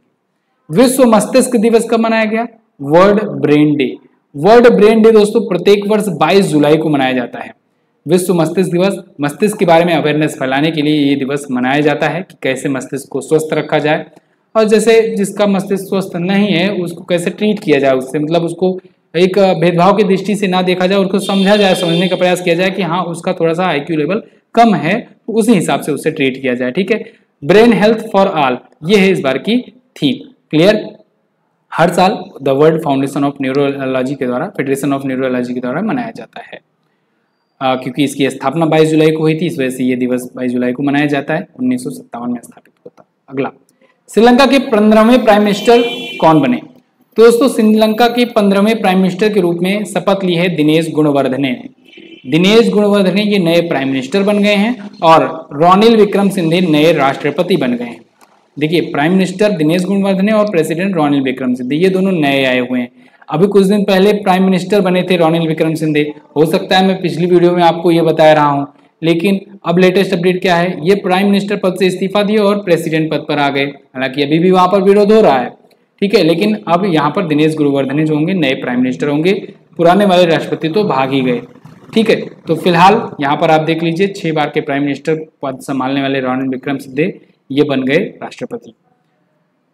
अगला, श्रीलंका के बारे में तो आप जानते ही हो। फिलहाल कुछ और नियुक्तियां हुई हैं, उसको भी हम लोग यहाँ पर रिवाइज कर लेते हैं। जैसे एकनाथ शिंदे महाराष्ट्र के नए मुख्यमंत्री बने हैं। केतनजी ब्राउन जैक्सन ये अमेरिकी सुप्रीम कोर्ट की पहली महिला अश्वेत जज बनी है, अमेरिकी सुप्रीम कोर्ट की। यायर लैपिड ये इजराइल के नए प्राइम मिनिस्टर बने हैं। पीयूष गोयल ने इस्तीफा दे दिया है G20 के शेरपा के रूप में, अब नए शेरपा बनेंगे अमिताभ कांत। आर दिनेश भारतीय उद्योग परिसंघ के इस बार के लिए अध्यक्ष बनाए गए हैं। मुस्तफिजुर रहमान ये भारत में बांग्लादेश के अगले उच्चायुक्त नियुक्त किए गए हैं। सुधाकर दलीला ये भूटान में भारत के राजदूत होंगे। शेख मोहम्मद सबा अल सलेम को कुवैत का नया प्राइम मिनिस्टर चुना गया है और गोवा शिपयार्ड लिमिटेड के नए प्रमुख होंगे ब्रजेश कुमार उपाध्याय। क्लियर है दोस्तों? अगर आप ग्रुप डी के एग्जाम की तैयारी करना चाहते हो और चाहते हो कि आप ग्रुप डी में अच्छा से अच्छा स्कोर करो, क्योंकि समय बहुत कम बचा हुआ है, ऐसे में GS सेक्शन को आप मजबूत करना चाहोगे और करंट अफेयर को मजबूत करना चाहोगे, साथ ही साथ आप साइंस भी पढ़ना चाहोगे, तो इसके लिए आप लोग के लिए एक बैच लाया गया है, ग्रुप डी त्रिनेत्र बैच। बहुत ही जबरदस्त बैच है और आज देखिए 399 का ये बैच है, लेकिन आज क्योंकि नाग पंचमी है और इस अवसर पर ये आपको सिर्फ और सिर्फ 199 में मिल जाएगा। आपको कूपन कोड में एंटर करना है नाग50 ये कूपन कोड है, इसको आप एंटर करते ही 50% का डिस्काउंट पा जाओगे। कोई से भी अगर ई बुक भी लेना है तो उसमें भी आप पा जाओगे। GS, साइंस और करंट अफेयर 3 सब्जेक्ट बहुत ही जबरदस्त तरीके से तैयार कराया जा रहा है। PDF भी आपको दी जा रही है, प्रैक्टिस सेट भी कराया जा रहा है, तो इसको आप इसका लाभ उठा सकते हो MZT ऐप पर जाकर के। अगला, हाल ही में 68वें राष्ट्रीय फिल्म पुरस्कारों में बेस्ट एक्टर का अवार्ड किसने जीता है? तो 68वें राष्ट्रीय फिल्म पुरस्कारों में दोस्तों बेस्ट एक्टर का अवार्ड जीत लिया है सूर्या और अजय देवगन ने। इन दोनों को संयुक्त रूप से दिया गया है। यहाँ पर देख लीजिए, ये हैं अजय देवगन और ये हैं south film star Suriya. Ajay Devgan को दोस्तों दिया गया है किसके लिए? इनको तानाजी मूवी के लिए दिया गया है और सोरारी पोट्टू के लिए सूर्या को मिला हुआ है। सोरारी पोट्टू ही ये बेस्ट फिल्म भी चुनी गई है, बेस्ट फीचर फिल्म चुनी गई सोरारी पोट्टू ये राष्ट्रीय फिल्म पुरस्कारों में। संस्करण था 68वां। इस बार किसी को दादा साहब फाल्के के पुरस्कार नहीं दिया गया। इसी के अवसर पर यानी राष्ट्रीय फिल्म पुरस्कारों के ही टाइम पर दादा साहब फिल्म फाल्के पुरस्कार दिया जाता है। याद रखिएगा, फिल्म के क्षेत्र का भारत का सबसे बड़ा पुरस्कार होता है। फिलहाल बेस्ट एक्ट्रेस चुनी गई अपर्णा बालमुरली सोरारी पोट्टू के लिए भी। सोरारी पोट्टू ने सबसे ज्यादा 5 अवार्ड जीते हैं, तो सबसे ज्यादा पुरस्कार जीतने वाली भी फिल्म बन गई। मध्य प्रदेश को मोस्ट फिल्म फ्रेंडली स्टेट चुना गया है और वहीं उत्तराखंड को दोस्तों स्पेशल मेंशन यानी most film friendly state special mention का चुना गया है अवार्ड। अगर ब्रैकेट में स्पेशल मेंशन लिखा रहे तो आप उत्तराखंड बताएंगे, नहीं तो आप मध्य प्रदेश बताएंगे।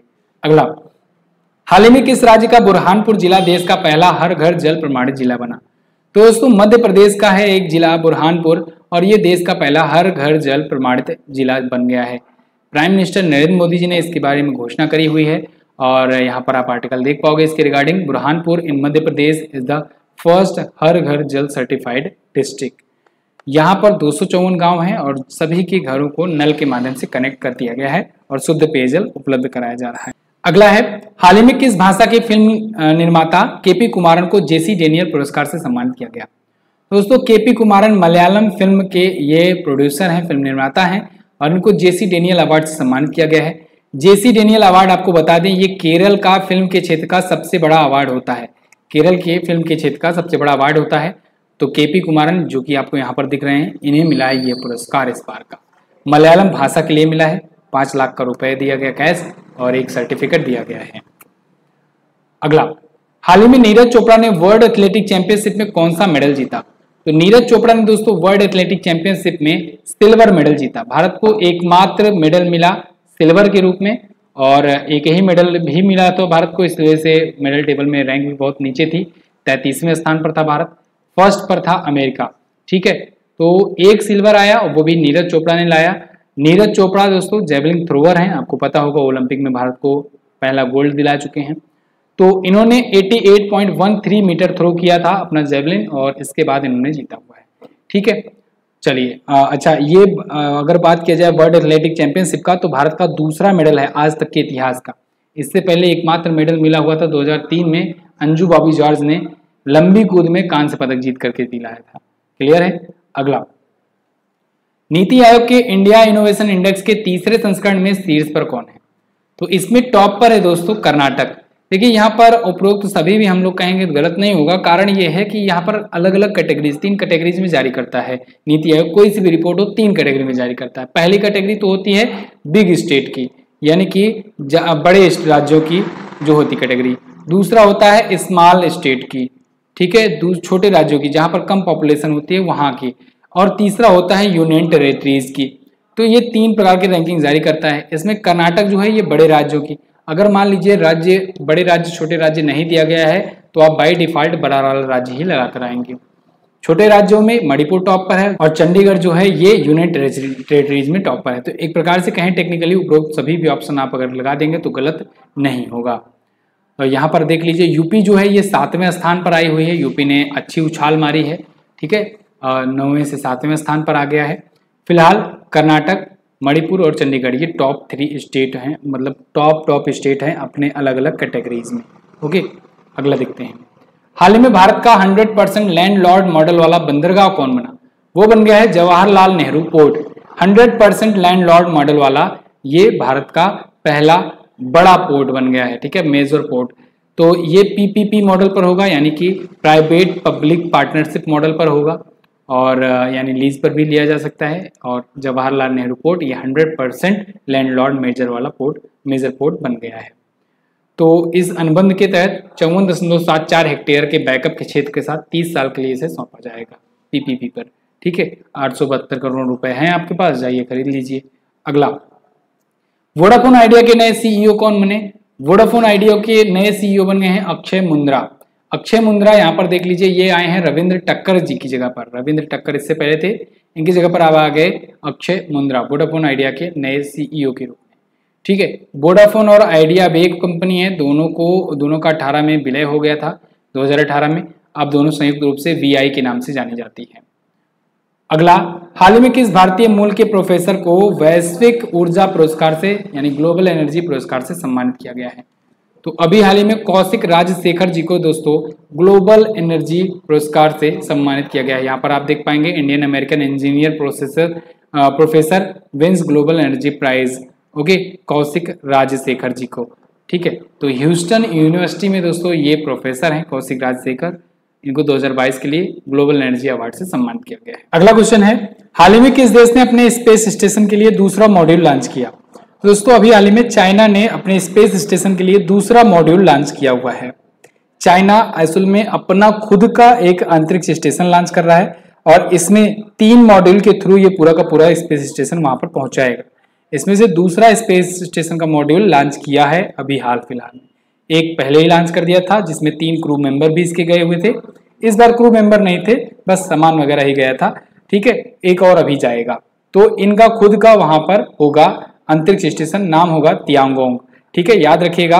अभी एक है space station, international space station, जिसमें कई देशों ने मिलकर के इसको लॉन्च किया था 1998 में, और इसमें रसिया, जापान नहीं था शायद, कनाडा था, अमेरिका था, फ्रांस था, ये सभी था, ठीक है ना। चाइना उसमें शामिल नहीं था।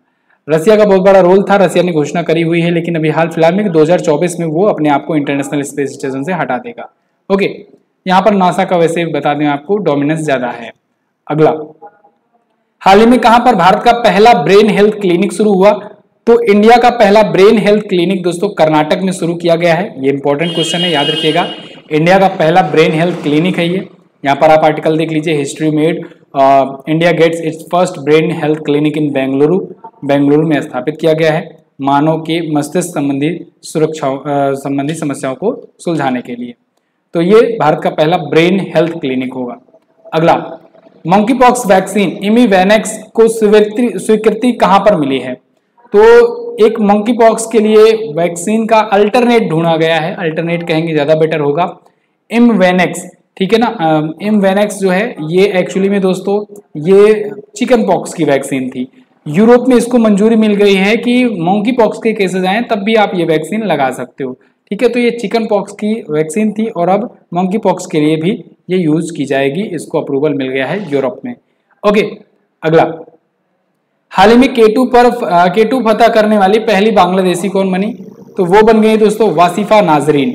वासिफा नाजरीन ये केटू जो कि एशिया की दूसरी सबसे ऊंची चोटी है, या कहीं दुनिया की भी दूसरी सबसे ऊंची चोटी है, जिसे गार्डविन आस्टिन के नाम से भी जानते हैं हम लोग, गार्डविन आस्टिन के नाम से जानते हैं हम लोग।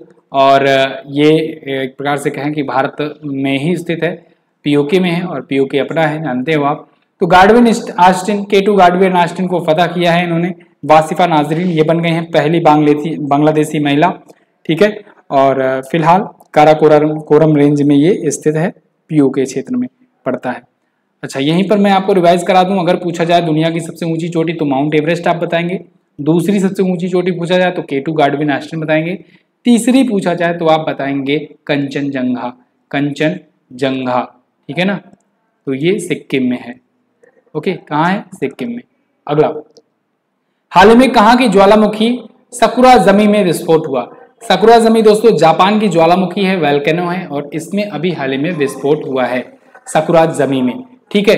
यहाँ पर देख लीजिए आर्टिकल। एक्चुअली में जापान वगैरह में ना बहुत सारी ज्वालामुखियां हैं और बहुत सारी एक्टिव वोल्केनो हैं जिनमें से विस्फोट होता रहता है, लेकिन ये जो है वो काफी बड़ा विस्फोट हुआ है। लेवल 5 का यहाँ पर अलर्ट जारी किया गया है सकुराजमी में। तो ऐसे क्वेश्चंस बनते भी हैं। जापान, आप याद रखिएगा, सबसे ज्यादा यहाँ पर सुनामी वगैरह आता है, ठीक है। तो फिलहाल यहाँ पर अगर कुछ एक्टिव वोल्केनो की बात करें तो Mount Shirane, Mount Hakone, Mount Taisetsu, Mount Aso, ये सभी जापान में एक्टिव वोल्केनो है। अगला, भारत और जापान ने कहां पर समुद्री साझेदारी अभ्यास एमपीएक्स किया? तो मैरीटाइम पार्टनरशिप एक्सरसाइज, या कहें कि एमपीएक्स, ये भारत और जापान के बीच में अभी हाल ही में हुआ अंडमान सागर में। यहाँ पर आप आर्टिकल देख पाएंगे, India Japan conduct maritime partnership exercise in Andaman sea. तो अंडमान सागर में ये आयोजित हुआ है। वैसे आपको पता होगा दोस्तों, अंडमान और निकोबार द्वीप समूह को सुभाष चंद्र बोस जी को जापान ने ही सौंपा था, ठीक है। फिलहाल यहाँ पर अलग बात हो रही है, भारत और जापान के बीच में समुद्री साझेदारी अभ्यास हुआ है। अगला, अच्छा, भारत जापान के बीच में जीमेक्स भी होता है, जीमेक्स भी होता है, जापान इंडिया मैरीटाइम एक्सरसाइज, ये भी आप याद रखेंगे। अगला, किस भारतीय को विश्व बैंक में मुख्य अर्थशास्त्री नियुक्त किया गया? तो इंदरमीत गिल जी दोस्तों ये भारतीय हैं और इनको विश्व बैंक में चीफ इकोनॉमिस्ट नियुक्त किया गया है। ये बड़ी गर्व की बात है। India's Indermit Gill appointed as chief economist in World Bank. देखो, गीता गोपीनाथ का नाम तो आप जानते ही होंगे। गीता गोपीनाथ ये दूसरी दोस्तों सबसे बड़ी पद पर हैं आईएमएफ में, इंटरनेशनल मॉनेटरी फंड में। अब देखिए, अब ये वर्ल्ड बैंक में अब इंदरमीत गिल होंगे चीफ इकोनॉमिस्ट। गीता गोपीनाथ भी इससे पहले चीफ इकोनॉमिस्ट थी, ठीक है। तो ये दो बड़ी संस्थाओं में दो बड़े भारत के अधिकारी अपॉइंट किए गए हैं। वर्ल्ड बैंक के बारे में बात करें तो 1944-45 में स्थापना हुई, वाशिंगटन डीसी में हेडक्वार्टर है और अध्यक्ष हैं डेविड मलपास। अगला, हाल ही में भारत ने कितने नए रामसर साइट को नामित किया? भारत में 5 नए रामसर साइट दोस्तों ऐड करे गए हैं। अब भारत में रामसर साइट की टोटल संख्या हो गई है 54, 49 थे, अब 54 हो गए हैं। यहाँ पर देख लीजिए, आर्टिकल है टाइम्स ऑफ इंडिया का, 5 more Indian wetland get international tag of Ramsar site. तो देखिए, जो 5 हैं कहाँ पर हुए हैं? 3 तो इसमें तमिलनाडु का है, करिकिली पक्षी अभ्यारण्य, पल्ली करानी मार्स रिजर्व और पिचवरम मैंग्रोव। इसके अलावा मिजोरम का एक है पाला आर्द्र भूमि और मध्य प्रदेश का है साखे सागर। इन 5 को रामसर साइट का दर्जा मिला है। अब टोटल रामसर साइट हो गए 54, जिनमें सबसे ज्यादा 10 जो हैं ये यूपी में है। अच्छा, अभी विश्व आर्द्र भूमि दिवस जो कि 2 फरवरी को मनाया जाता है। कारण ये है कि 2 फरवरी 1971 में दोस्तों रामसर नाम के एक जिले में या कहें एक शहर में ईरान के, वहाँ पर एक कन्वेंशन आयोजित किया गया था रामसर साइट। तभी से ये रामसर कॉन्क्लेव के बाद से रामसर साइट की स्थापना होना शुरू हो गया, इसी वजह से रामसर नाम पड़ा है। ठीक है ना, समझिएगा इस चीज़ को। तो अभी जब 2 फरवरी था, जब विश्व वेटलैंड दिवस जब हम लोग मनाते हैं इसी वर्षगांठ पर, तो उस टाइम पर 2 नए वेटलैंड साइट जुड़े थे। तो 47 से हुआ था, 2 जुड़ा था, 49 हुआ था। अब 2 की बाद 5 जुड़ गया है तो 54 हो गया है। तो गुजरात के खिजादिया बर्ड सेंचुरी और उत्तर प्रदेश के बखीरा सेंचुरी को ऐड किया गया था। तो याद रखेंगे, जो लेटेस्ट होता है वो पूछा जा सकता है और वहां से क्वेश्चन बनेंगे। ठीक है, समझ में आ गया। सबसे ज्यादा अगर पूछा जाए तो यूके में है, मैक्सिको में, इसके बाद दुनिया में सबसे ज्यादा रामसर साइट है। अगला है, हाल ही में इंग्लैंड के लीसेस्टर क्रिकेट ग्राउंड का नाम किस भारतीय क्रिकेटर के नाम पर रखा गया? तो लीसेस्टर क्रिकेट ग्राउंड का नाम दोस्तों सुनील गावस्कर के नाम पर रखा गया है। यहाँ पर आप आर्टिकल देख लीजिए, Leicester cricket ground is named after Sunil Gavaskar. ठीक है, सुनील गावस्कर को दोस्तों हम लोग सनी के नाम से जानते हैं और इनकी ऑटोबायोग्राफी है सनी डेज। याद रखिएगा, दोनों पॉइंट इंपॉर्टेंट है। तो टेस्ट क्रिकेट में सबसे पहले 10,000 रन बनाने वाले क्रिकेटर बने थे सुनील गावस्कर। इन्हीं के नाम पर लीसेस्टर क्रिकेट ग्राउंड का नाम इनके सम्मान में सुनील गावस्कर के नाम पर रख दिया गया है। क्रिकेट क्लियर है। इनके अलावा इनके नाम पर एक ऑलरेडी अमेरिका में केंटकी इलाके में एक स्टेडियम है पहले से भी। बर्मिंघम कॉमनवेल्थ गेम 2022 में भारत के ध्वजवाहक कौन बने? तो बर्मिंघम कॉमनवेल्थ गेम 2022 में दोस्तों इंडिया के फ्लैग बीयरर पीवी सिंधु और मनप्रीत सिंह चुने गए हैं। ए और बी ऑप्शन आपका करेक्ट होगा। बर्मिंघम में इंग्लैंड में 2022 का कॉमनवेल्थ गेम हो रहा है। इस पर मैं ऑलरेडी वीडियो भी एक दे चुका हूं, आप आई बटन में आप क्लिक करके जाकर के देख भी सकते हो। तो फिलहाल पीवी सिंधु जो होंगी ये टीम इंडिया की फ्लैग बेरर होंगी और साथ ही साथ मनप्रीत सिंह भी होंगे। ओके, टोक्यो ओलंपिक में अगर बात करें तो मनप्रीत सिंह वहां भी थे, वहां पर लेडीज में मैरी कॉम थी। टोक्यो ओलंपिक से ही ये प्रथा शुरू करी गई है कि एक लेडीज और एक जेंट्स होगा फ्लैग बेरर। फिलहाल 215 एथलीट ये हिस्सा ले रहे हैं कॉमनवेल्थ गेम में जो बर्मिंघम में हो रहा है 28 जुलाई से 8 अगस्त के बीच में।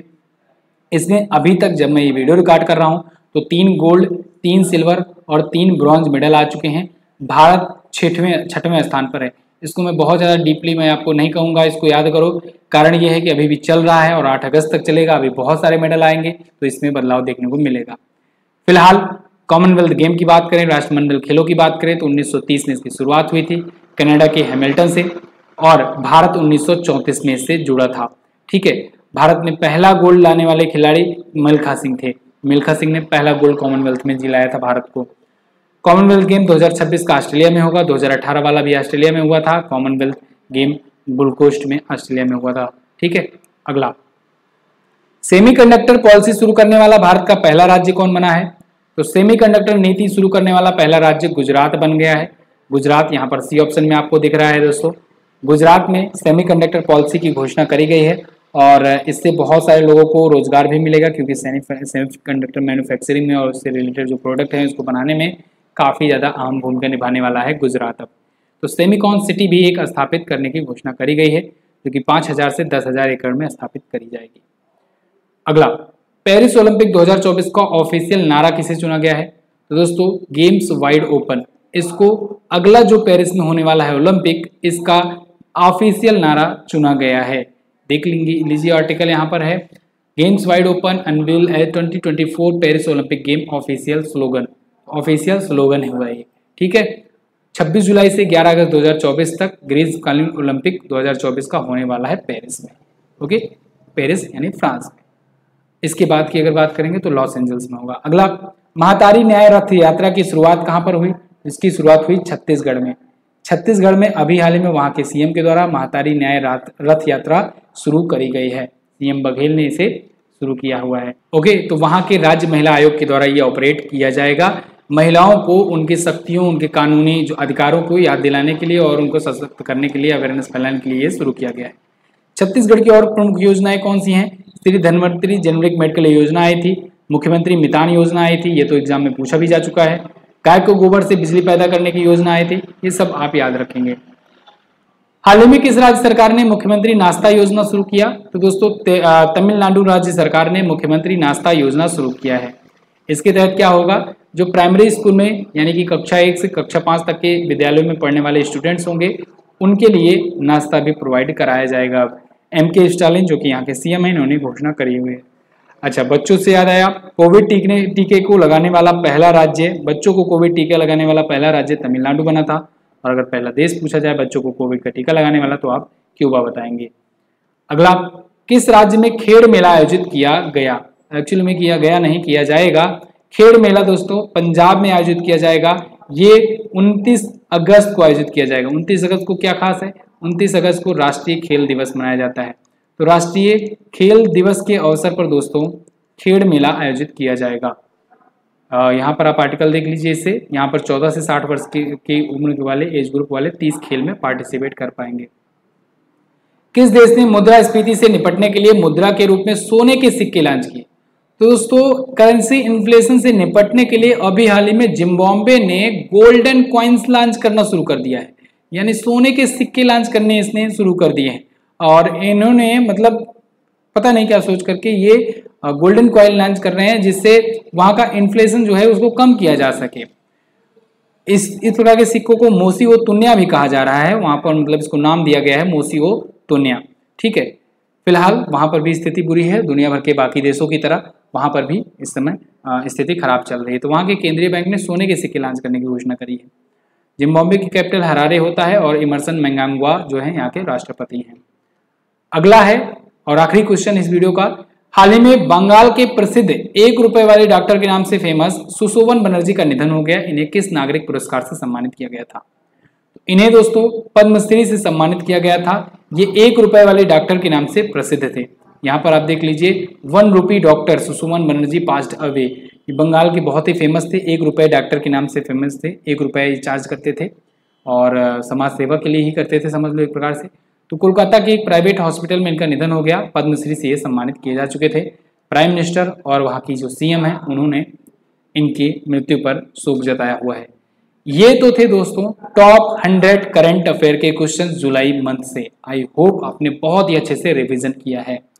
अगर आपको वीडियो पसंद आई है तो वीडियो को लाइक कीजिएगा और इसे शेयर जरूर कर दीजिएगा, जिससे आने वाली वीडियोस का नोटिफिकेशन मिलता जाए। बाकी की अगर आप नहीं देखो मंथ की वीडियो तो लिंक डिस्क्रिप्शन में दिया गया है प्लेलिस्ट का, जाओ और जरूर देखो।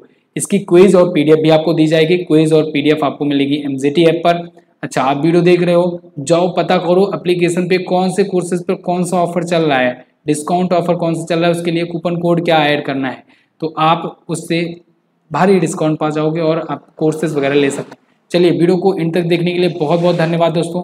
मिलेंगे अगली वीडियो में, तब तक के लिए नमस्कार, जय हिंद, वंदे मातरम।